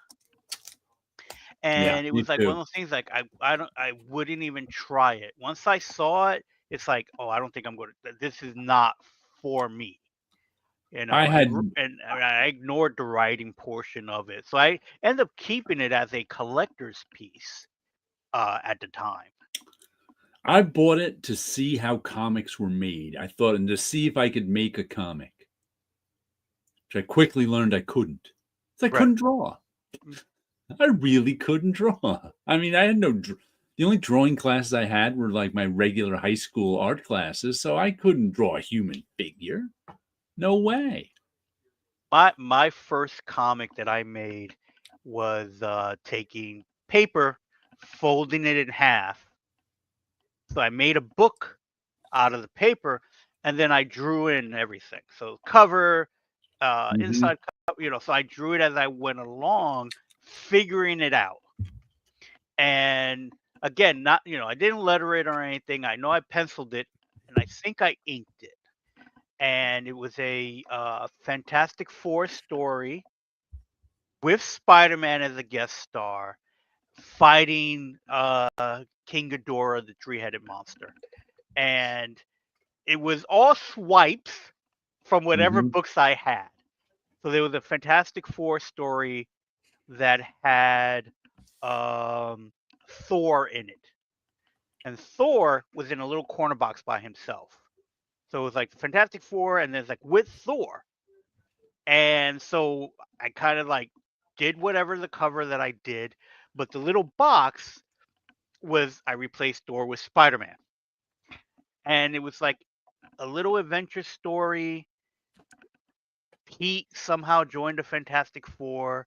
So I was like copying a John Byrne Fantastic Four image of the Human Torch with Pete's head on it, and then just making a generic monster story booklet, not knowing anything. So it's like, I draw the box, then draw the artwork, draw the next box, and then no layouts. It's just as I went along making up the story. Were you in high school? This was elementary school. Oh wow, This was like, so in the summers, I would go stay with my dad or with one of my aunts. Because my dad and mom were divorced for years. So summertime, I either go to my dad's place or my aunt's place. And unfortunately, when I would be at my aunt's place, they had a weird thing about television.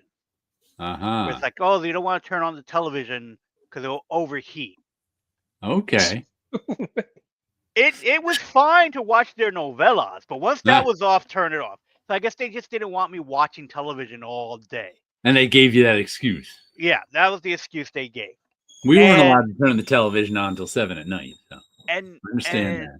so yeah, so there were like these kind of rules, and it's like, oh, so they could watch soap operas, but occasionally they'll let me watch something, and I would have to try to find a movie because at least that's 2 hours of television time.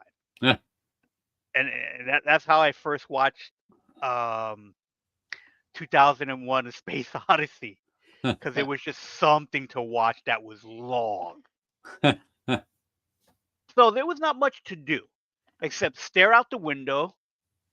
So you stare out the back window or the front window. Nah. That was all there was to do if the TV set wasn't on. So I had my comic books, I had my action figures, and it was like, all right, I'm going to, read, you read the comic book so many times, and it's like, all right, I got paper, because I always had paper and pencils because that being an artist. So it's like, okay, I'm going to put together a comic book. I think I did that over the week or something like that, a little bit a day type of thing just to keep going. Or, get to go outside for a little while, and it would be like, didn't really leave the block. So there was a thrift store that was never open. Huh. And then there was one store that did sell, there was a candy store that did sell comics. So that's how I got to read like the Fantastic Four, because I couldn't remember the name of Secret Wars Yeah. yet. It was like, I know it was a book that had a lot of superheroes on it. And there was so many little events going on, so I ended up picking up Fantastic Four and the Avengers, thinking that these were because these characters were in it. It wasn't that, but heck, I got more books out of it. And then playing video games. Yep. So again, but after a while, there's not much else to do, so I would be drawing. So you made your own comic. So I made my own comic book, and again, it was like, okay, not thinking it could be something that I could do in the future. And my first love of art was really advertising. So that's what I end up learning. But yeah, I would pick up the How to Draw Comics the Marvel Way. I got that in high school. The tryout book, I got it in high school. And the How to Draw Comics, I would be reading it over and over again, but not getting it. Mm-hmm. I didn't understand the blocking technique that Kirby would do. Right. And stuff like that. And it took years. And I think I learned more on how to draw comics while working in the comic industry. Oh yeah. I learned so much more working It was at like Marvel. grad school working at Marvel. Yeah, completely. Because it's like you get to see the artwork up front. The fact that there was whiteout on it, it's like, oh, these guys are not. You got to meet some of the guys and watch them work. Yeah, exactly. Got to see how they work, how mistakes were made. Jimmy Palmiotti was drawing something, and he knocked his brush onto the page, and it rolled down the page. So he did, he cleaned everything up, and then when art returns came by, he said, "Listen, when this page comes in, make sure I get it because I messed this up, and I don't want anyone else getting it and getting screwed over." Kind of a thing. And I saw so many people just, do artwork where it was amazing on, in some cases, how much whiteout and then black paint over that. And, watching Tex work. Yeah, Mark Texiera, he was painting. Yeah, he was painting even though he white was out painting and with black white ink. out, black ink. And there was a few other artists that did that as well, where, the page is thick. Jorge Zafino. Yes. He had some of that going on too. So, but never once did so you say, Photoshop, render me some chains. No. But you know what? Eventually, Photoshop, about 4 or 5 years ago, I did discover some of the tools that they had, where if you drew the chains and then made it a pattern, made it a brush, and I had it and I used it, and I was like, this is great. I had no real use for it. It was cool to be able to make it, but it's like, I wasn't drawing anything. I had more fun when I created a Kirby Crackle brush, Yeah. Kirby Crackle brush, and I used that all for that Stan Lee book because that was all Kirby Crackle in that book. Let's see. Captain Lou says, amazing. Not a Marvel kid growing up. The first time I heard about Marvel tryout book was 2 hours ago.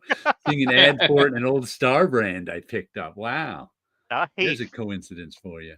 Oh yeah. Let's see. Tit Goblin's got I would like a comic that has taken 4 decades. The time passing would be why I would be interested. Kind of a slice of life mixed with an active retrospective if you drew attention to the chronology. And he says, it would be interesting to see all the different styles used in the comic over 4 decades. Starts analog and slowly morphs into current digital. I don't think I've seen something like that. And he says, Savage Dragon, Love and Rockets, and Monster are the only things I can think of that you can view as being one big 40-year comic. If you Usagi Yojimbo too. Yeah. Yeah, but that's like Savage Dragon certainly is interesting. When You could do that with Elf Quest. Elf But I don't Quest, think they there's ever another went one. digital. But again, for something that ran so long, Yeah. in There the United was- States, because the manga stuff is something Of different. course, Cerebus. There was a yes. point that the Pennies put up the comic entirely online. See, I'm trying to think of what else I've been buying that long. Well, see, it also would have to be one person did it. Like Yeah. Spawn wouldn't be like that. Right. Walking Dead. Walking Dead, that ran for a good long, not 40 years though, but it ran for Right. a good But that long ran time. a long time with, I think, the same art team. Yeah. Not the first part of the book. Tony Moore drew the first 6 issues or so, and then it was Charlie Adler the whole rest of the Right. way. So that's still a decent sized run type of thing. But Or I you always look call at the Charlie Adler like the unsung hero of comics for his work on The Walking Dead, because he did that for what, I don't know, 185 issues or something, and Right. sometimes he was getting out 2 issues a month at different times, and I never heard him praised. Never heard anyone say, "Wow, that Charlie Adler's doing a real great job on The Walking Dead." It was all Robert Kirkman. Right. But I'm sure Robert Kirkman wouldn't say that either. I mean, I'm not blaming Robert Kirkman, but I was like, he was like, a workhorse backbone of the industry for that whole time and did a really nice job on it. Yeah. It was like consistent, great artwork in that series, and I don't know why he isn't praised. No. I don't know if it was that I can't even call it like, oh, it was safe artwork. To me, it kind of falls into almost into a similar category of like Paul Ryan, Yeah. workhorse of the industry, always brought in solid storytelling. But like Charlie Adler even worked on like the #1 indie comic, is what is weird too. Yeah. Like Paul Ryan, I don't know if he ever worked on a hit comic kind of thing. I mean, all his work for Marvel and such, but The Walking Dead got in front of a lot of eyes. Yes. And still no one mentions him. Yeah. That's what I find weird. Yeah, I don't know why. I don't know why. Makes no sense to me. Speaking of facsimile issues, Ooh, number 10. I didn't get to go to the comic book shop this week, so I didn't know that came out. Evil Reed Richards. Ooh, Chickstone inking. He was always evil. Don't let This that is fool the you. one where I'd forgotten this issue. I don't know if I've ever read. Dr. Doom switches bodies with Reed Richards. Oh, For okay. no reason except to mess with him. What issue is that? 10. Issue Right? 10. 10. Yeah, I'm sure I read it at least once, but I have no if real I memory read it, of it hasn't been in 30 years. Yeah. Oh, and Paulo, did you see that you're in the Marvel Method group on Facebook, right? Yeah. One of the guys posted a link to his PDF of a book. I guess you can call it a book he's been writing. Yes. About how he thinks that Kirby created the Fantastic Four. He evidence finished- for it. What was that? I finished reading it yesterday, all 300 pages. I'm about halfway through. I was reading it on my train. It's pretty interesting. Yeah. He makes some leaps, but I'm finding it fun. A lot of things make sense, although it does a lot of gushing, and he seems to think that if Kirby did something in a comic, then all the other comic artists followed him, as if they didn't copy from the same movie. Yeah. Well, I am enjoying it. I figured you'd have found that too. I like his explanation at the beginning with Da Vinci's Last Supper and Fantastic Four #1.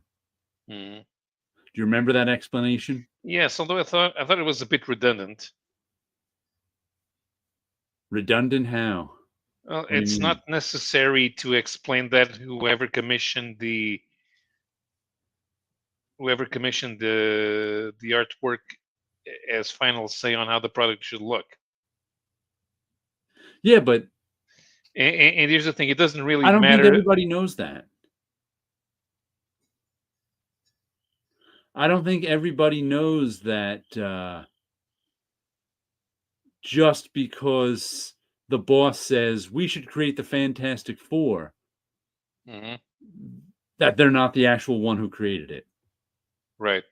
Of I course, don't think that's general knowledge, especially when they take credit for it. right. Right. Okay. Because what Stan Lee did was different. Yeah, because according to his argument, what Stan Lee did was Jack Kirby created the whole thing, and Stan Lee came in and dialogued it, changed things, maybe Yes. even changed things for the better. And so, and the way his argument was, we'll tell Wilson this, that It's not the first time that I saw the idea that Stan Lee made Sue look ridiculous. There was another website who posited that Kirby got inspired by Doc Savage when he created the Fantastic Four. But this guy's whole idea was that the Last Supper was commissioned by, I don't even know the guy's name, and he commissioned it to be put in this dining hall where the nuns ate. So the guy hires Da Vinci. Da Vinci paints it. And then the guy decides he needs a new doorway, which is why there's a doorway in the middle of the table of the Last Supper. So now he's got a doorway in the middle, and it's easier for the nuns to come in and out. And the guy who did it, or whoever came after him, decided that as the painting faded and cracked, they weren't going to do anything about it because they liked it that way. And the painting was there to help the nuns get through their day and contemplate God. And the nuns liked the painting. Better with the doorway in it, because then they can get in and out of the dining room easier. And they were okay with it fading because that helped them contemplate God and time passing and this and that. So what he was saying was, even though the guy who commissioned the painting, the guy put a doorway in it, the guy didn't restore the painting or anything, and the audience, the nuns, liked it that way. They liked it better faded, and they liked it better with the doorway in it. That guy was still not the creator of the Last Supper. Da Vinci was the sole creator of the Last Supper. Despite what the guy did affecting the Last Supper and affecting how everyone perceives the Last Supper, he still was not the creator of the Last Supper. It was still a solo creation of Da Vinci. And he was comparing that to Stan Lee and Jack Kirby, how Jack Kirby actually, he's saying, created the and he's going over his evidence for it, how it was actually 3 stories made into one. How he was saying that Jack Kirby created the Fantastic Four, and then even though Lee then came in later and added the dialogue and even changed stuff about it, and even changed stuff so that maybe some of the audience liked it better, that still doesn't make him the creator of the Fantastic Four any more than what the guy who commissioned the Last Supper did doesn't make him the creator of the Last Supper. Right. That was his argument, and then he went about. I found that an interesting argument. I don't quite know if it tracks, but Yeah, I find it interesting. yeah, But I can agree with you that I don't think it tracks. I don't think it's not. I don't think it's the it's not same 100%. thing. Yeah, because getting a commission, being at a con and getting a commission, sometimes the person will say, "Oh, draw whatever you want." Sometimes the person will say, "Can you draw this character?" And that's as far as it usually goes. Right, but it So still doesn't make them the creator of that drawing. Correct. I agree with you on Right. that. I don't think that was the same thing that with Jack and And Stan. if they went in and drew more stuff in your drawing, they still wouldn't be the creator of the drawing. They would be adding to the drawing. They still would not be the creator. They Right. They wouldn't be or the at least not creator. the initial creator as we think of it. Right. I drew SpongeBob for one of my nieces. Mm-hmm. And she wanted SpongeBob. I drew SpongeBob, gave it to her, and she ran off and then came back with it colored. Mm-hmm. So now she's not the creator of the image, but she added to it. So Right. she is an artist on Mm-hmm. the project. So there's addition to the creation. So both names can be on it. Right, but she's still not the creator. But not the creator of the image, even though that's what she had requested. So, Right. but I think that's different than what Stan did.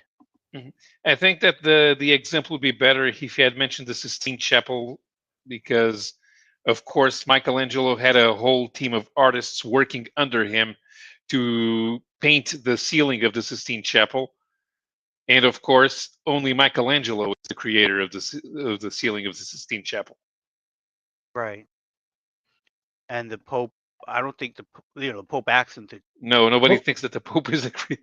No, not at all. Pope not had at an all. army he sent after. Yeah, Mhm. but no, what I mean with that, the Pope had commissioned it. I don't know if he had a say in what to put in it. Mhm. Also, where I think it also, what is creation is a tough question too, because like I said, creation is the person without which that thing wouldn't exist, to be modified later on. But modifying it is its own type of creation. It's just not the initial creation. Like your niece coloring your SpongeBob drawing is a type of creating. Right. It's just not the initial creation. But that's what comics can be so collaborative that right, because that's the other thing. Like if creator gets blurry, and we should use initial creator. So because other people work on it. Yeah. Of course, I mean, let's look at Wolverine. Nothing that we think about Wolverine came from Len Wein. No. And even John Romita's design, which was only put to use by Herb Trimpe, was not there for Wolverine's second appearance in Giant Size X-Men, because Dave Cockrum had redesigned the mask. Right. And I always say too that like a comic book character isn't created until a comic book is drawn, because there's a difference between designing a costume and actually drawing that costume for an issue. Because you're following the design, but you also have to make stuff up. You also have to figure out how that costume works in 3 dimensions as you're drawing it. That's its own form of creation. because John Romita may have drawn a front view and back view of Wolverine, but what does that costume look like bending over from the side? Herb Trimpe had to come up with that. Yeah. Mm-hmm. Mm-hmm. Yeah, it's an interesting thing. Oh, that's right. Titcom, that holographic stand probably uses some chatbot program to talk to people. Yeah. Did you get to see that? Was the holographic stand at the New York City Comic Con? I didn't Robot's see it probably there. a better I writer than that early Stan Lee in that fact. I think that's like an exclusive to the LA Comic Con, because that was at Okay. one time called Stan Lee's Comic Con, LA Comic Con. So I think that might be exclusive to that. So no, I did not see that there. For future comic book historical reference, I came up with Captain Finity. It's all me, says Captain Finity, Time Travel Police. That's until someone time travels back here and tells us differently, we'll believe you. Yep. Jared did once say something fascinating about parallel universes. Well, that's hardly a co-creator of Captain Finity credit, is it now? Come on. No. I'm a good idea person. I can come up with lots of ideas for stories, but I don't consider that creating. Right. If I were to tell you, you should do a story about this parallel universe, here's the hook, I would not consider myself a creator of that story. Yeah, people do mix up contribution with creating, and I made so many characters over the years. Yeah. Which was really consisting of just drawing somebody, giving them the name, a generic backstory, and moving on from that. Yeah. And I had created a character, and again, this is high school to college, and it was a character that would be created in high school. You know, a madman with a weapon that was like cross between the Punisher and something else, kind of a thing. And so I showed it to a friend of mine, and we were just talking about, what kind of dialogue would the character have, this and that. And he made a suggestion to the dialogue. Right. One line kind of a thing. Years later, it's like, hey, you remember that character we came up with? It's like, that's not what happened. What do you mean that we, white character man? months ago. I created that character months before we had a conversation about, because I Right. was showing him my sketchbook. And it went from this to that, and it was like, I got to the point where I was like, I'm not even going to use this character. Because Right. it wasn't a good character. No. I can look back on it and go, it was a character that was made in the 80s, 90s, that was, what a 17-year-old kid would create, Right. kind of a thing. And it was like, but it slowly morphed into that kind of a thing where it was like, oh yeah, we made that character. It's like, we did not. I made that character. And even up to like 30 years later, it's like, you remember that character no, we did not create the character. This is what happened that day, kind of a thing. And there's always this kind of like, Marvel contributing stuff, talk to the editors, the what was that book that was Havoc went to his own dimension, Mutant X, where they canceled What If, but they used elements of What If to create this new Mutant X team, where it's like, Storm stayed a vampire, and Iceman, his powers mutated the way it was done with the White Queen and stuff like that. And then when it came to the Beast, it's like, what do we do with the Beast? And it's like, well, what if he kept experimenting on himself? What would he have? What would he look like? And I contribute the fact that, he should have hoof feet. So the feet almost looks like Pan, but just tall and lean. And that was my contribution, in the sense of, here's an idea, and everything got written down, and then it got sent out to the artist to actually do those designs. And it was like, I do not say that, I created the Beast in this type of thing, because I wasn't the creator. It was like, I made a suggestion. Right. That's And helping someone else create. exactly. And we do that in comics all the Yeah. time. What do you think of this? Oh, maybe a cape instead of a cowl or whatever. And Mhm. it's neat to be a part of that process, but I Yeah, to wouldn't me expect anything from it in right, that to me, kind of a way. it's not even that to me, that's not creation. That what the Right. other person is doing is creation. I may Yes. have a suggestion here or there, but I'm not doing the creating. I'm helping out the person who's creating. Let's Right. see here. What if, Captain, what if I took a different route through Midtown one day and created a new universe, which really wasn't all that different? Yeah, that's when I was talking about probably Jared Osborne the other week. Like, to me, that's just an idea.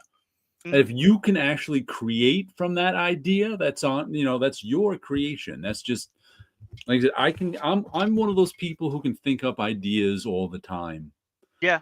but it's not Yes. creating until I make something out of it. Stephen Right. Grant, when Stephen Grant had his column on comic book resources, he told a story once about a friend of his who wanted him to give him ideas for free. And the guy walked up to him and, I just created a character. It's called Rockman. Okay, what's the character about? Well, maybe if you give me some ideas, so I will create the character. No, I created it. It's called Rockman. Yeah. That's like So okay, so what do you want? You need to give me some ideas so I can put in my character. So you want to hire me to develop the property for you? Oh, then the conversation stopped because hiring. Yep. that reminds me of one of Dean Haspiel's newsletters, which I get one of his emails. He's got one of those email newsletters that I read. And one time, a couple of years ago, he was complaining about a company who he didn't name, but I happen to know his bad idea. That I guess it was for ownership. They wanted it to be work for hire and them own it. But they didn't give him a plot or writing. They gave him prompts. So they gave him prompts for what the story was about. And he was supposed to write the story. And that was work for hire since they came up with the idea, which was prompts. Right. Oh, look at that, Yeah, confetti. confetti. Now it's just like, that's kind of crazy. Yep. Run into Mhm. that so many times where if you're at a convention and you have a booth, people have plenty of ideas, and we had a guy show up one day. This is in the Section 8 comics. And he came up and was like, "Oh, do you guys do creator-owned stuff?" And it's like, we look at stuff. It was like, "I have this idea." It's like, "Okay." And it was going to be a comic book about rocks. He was a geologist, and he thought it would be a great idea. Well, for him, yeah, that's his specialty. Right. And he was like, "So what do you think?" "But we're going to need more. What is it that that you want to do with the story?" It's like, no, I want you guys to create the story, write it, blah blah blah. And it's like, so let me see if I got this straight. You want us to create a story, draw it up, write it up, and you get full credit for creating it. He goes, yeah. It's like, no, I think we're going to pass. And his answer to that is like, what? You don't want to make money? And it's like, you showed up with an idea, but no way to implement it. An idea does nothing. Right. And again, it's like, and you want us to basically pay for it, pay for the writer, the artist, and all that, create everything, slap your name on the book as you created this, and Most people contribute have nothing to it. right. Most people have no clue that an idea isn't a story. Exactly. And They that say, ideas are not, you can't copyright an idea. You can't take something like well, that. You can show up with ideas and even you can't something like implement it. you should have Spider-Man fight Black Lightning. It's Right. like that's not a story. That's nothing. That's Yeah. nothing. That's not a story. And I don't have the license for either Right. Spider-Man or Black Lightning. And Like they that's don't get that comic books are owned by, that each character, it's its own thing, owned by whoever. And again, I was able to realize, all right, so when you do have someone show up, because I have plenty of friends also show up and says, I have an idea. And the best way to stop it is to go, all right, write it down. Write down your idea. Give me an outline so I could take a look at it. And 99.9 out of 100, they leave it there. And they don't even attempt to go any further with it. Mhm. You know, Oh, yes. I have a complaint tonight. Okay. DC Comics. Uh-huh. You know how I've been collecting Scott Kolish's covers? Yes. Well, he's got one on that new DC KO book, except you can't, it's in a blind bag. Oh, okay. So I couldn't pre-order it. Right, because you don't know which one it's going to be. So the only way I can get it is on eBay for a price that's too much. I'm just like, oh, that's so annoying. Ah. That's my complaint for tonight. All right. I will also, since we are on the topic of DC, the announcements this week. Jim Lee says that yes, Jim Lee said there will be no AI use in Oh yeah, I DC saw Comics. that. Right. And CB from Marvel also mentioned something to that effect. And part of me is going, that is great for now. Until I would say there is no AI use because they already know how to exploit human labor really well. Once they learn to exploit AI labor, they may revisit. Also, Right. apparently, Jim Lee's statement was written on ChatGPT. You can tell from the way it was written. So it's like, so no creation of artwork. No creation of comic book artwork will be that way. But again, there are knowledge stuff. I do know that there is a program out there that some of these companies are using, allegedly, that they have like models of the characters already made. Oh yeah. And artists are just slapping their own skin on them. And it's like, okay, that's not AI, but it is an enhancement. Is that something that is a tool that can be used? But I don't know if there is a gray side to that. You know, because If you're using something that's kind of like almost, I can't even call it CGI, but you're digitally making bodies and then Without drawing drawing on them. top of them. Yeah. Well, if you're putting skins on, you're not even drawing on top of them. Well, I think they're drawing on. They're Okay, they're right. drawing on them. Saying skins is the wrong thing because that's a video game term where you can use the same Right. That's what I was thinking. the same model and just toss skins on them. But I mean, I think they're physically drawing them on so they're using it as a 3D model and they're drawing on it that way. Who was I talking to? God, it was a couple years ago. I don't remember who it was, if it was on this show or not, but I was talking to someone who could spot someone who was doing that because the body types were all similar.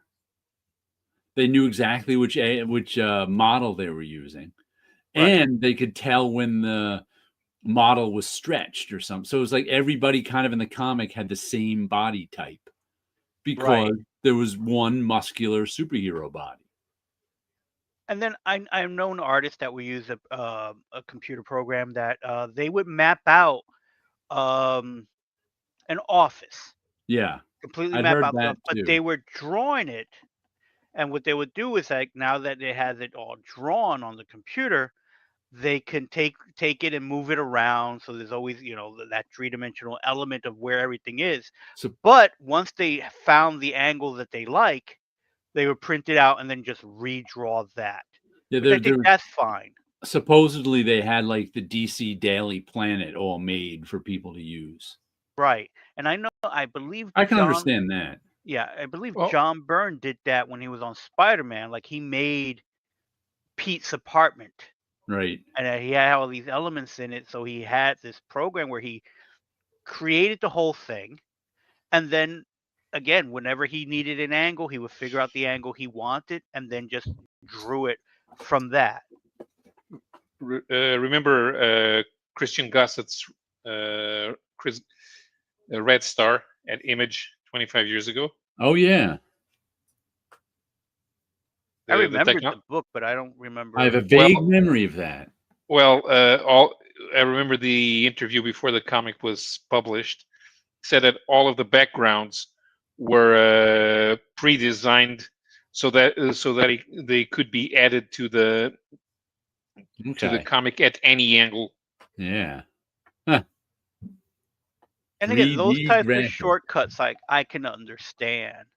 Where I've thought of the idea of like drawing out a nice two-page spread city scene.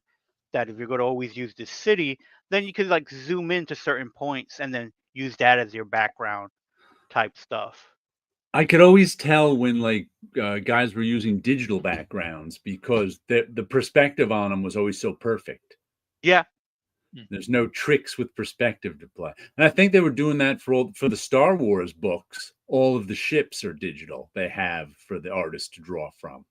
yeah, I think they did that too with the Halo stuff, Ah, okay. where it's like here's a digital file that can be used and you could turn it and stuff like Right. that. And again, that I find that's a time saver stuff, Yeah. especially when a lot of these ships are going to be so tiny. And they want And them then on if you want to model. do, yeah, they want them on model, and you got to do a little bit of an armada. And again, sometimes that was the way to do it. Yeah. Let's see. Tit Goblin. How did Wilson create the sky? It's a big mystery, as big as Jared's slabbed human fly. There we go. I created the sky the same way Kronos did. So that story's already written. Just read the old gods and how Kronos created the heavens and the earth. Captain Finity. Guys, what if we were visited by assassins from Universe B? It's just the idea. The trick is to actually create the book. Yeah. Let me whip off the last few here I got before we go. Flow number 1. Mad Cave book. Vanishing Point, issue 4 of 5. This is the one. This is a different sci-fi horror story every issue. Super Creep Show. This one was pretty good. It was Creep Show with 3 horror stories about superheroes. Enjoyed that one. I was curious of what made it super. That's what made it super. Department of Truth, number 0. I don't know what makes this number 0. And I think it's a continued story. So what do we go from here? 00? I'm not sure, but I enjoyed it. It's Department of Truth. Okay. And Skin Police 2 was good. Once again, this is the one that reminds me of Blade Runner. So that one's in the butt. Those are the last few books I had this week. I'll have to save the other ones. Got a few other things I'll save for next week. Okay. I didn't have any comic books, but I did get some freebies, and this I enjoy because it is comic book related. So walking around, got a copy of the Godzilla Gazette. Ooh, Godzilla crushes Coney Island. Crushes Coney Island. So this happened on October 9th. Uh-huh. So you have the date on it. So they had somebody walking around like a newsie handing these out. So I don't know if this is part of the story where Godzilla invades America. It's a kaiju crossword on the back. There is a kaiju crossword. There you go. Not a very big one. Not very big. And I did not get to look into the interiors yet. So I am not sure what kind of stories they're doing. So here's temporary kaiju tattoos. I don't know if these are real ads. Beat Godzilla. So this was, a nice newspaper thing put out. Right. Part of the Godzilla universe. This reminds me of when back in the 90s, we as in Marvel put out the first printed Daily Bugle that had Iron Man on the cover. Godzilla delays subway. Nah, still beats Beats taking the bus. So I think it's supposed to be quite basically a New York newspaper. And this is credit from Bandai. So they usually do the Godzilla action figures. Okay. And here's some Godzilla action figures. Huh. So this is pretty neat. I was able to grab 2 of them. I think I might get it framed and just put it up on the studio, like you know how in the Daily Bugle and the Daily Planet they have the newspapers against the wall. So I think I'll do something like that. And got a pair of socks from this company. Whoops. From this company with their mascot. Huh. Halloween socks. Yep. And it looks like mini stickers. Cool. And Scholastics was giving out these Five Nights at Freddy's enamel pins. So I thought that was pretty cool. Nice. And I may had cut a line without realizing it. Uh-oh. So that someone was handing out these Magic the Gathering cards. Oh, cool. And so I got this. And then after I got this, I'm standing there looking at this.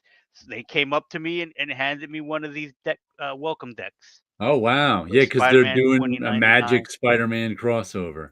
Yes.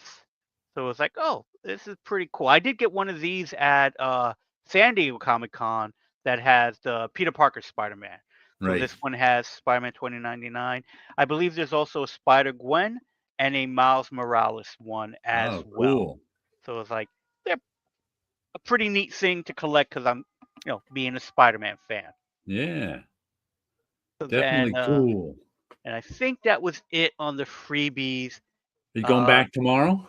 I do plan to go back tomorrow because I'm trying to get an action figure of Red Hood for my buddy Jason, who was like, "Can you get this at the con? It's an exclusive." And yesterday they sold out in an hour. Today they sold out in 24 minutes. No. So I'm going to try again. You got to get there in 12 minutes tomorrow. Yeah, I'm going to try to get there like an hour earlier before they open up, and let's see how far my pro badge will let me in. Huh. All right, we should wrap it up. Okay. Any last words anyone has? I don't have anything else. Read your comic books. Read your comic books. Keep drawing. That's right. We'll be on Paulo's channel next week. Excellent. Oh, there's Liz. Hey, Liz. Liz, I had a wonderful time yesterday. Thank you again, Liz, for putting that together. I had a wonderful time. It was nice. It was intimate, and got to speak comic book origin stories. I wanted to go, but it just takes me too long. I would have been on the train longer than I would have been at the bar.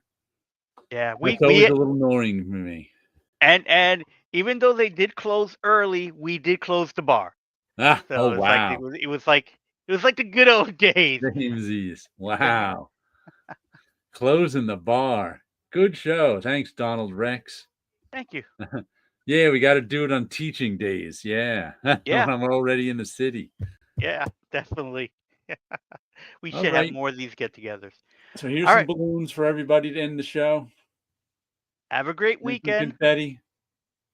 Everybody have a great night out there, and we'll catch you next week on Paulo's channel. See ya. Let us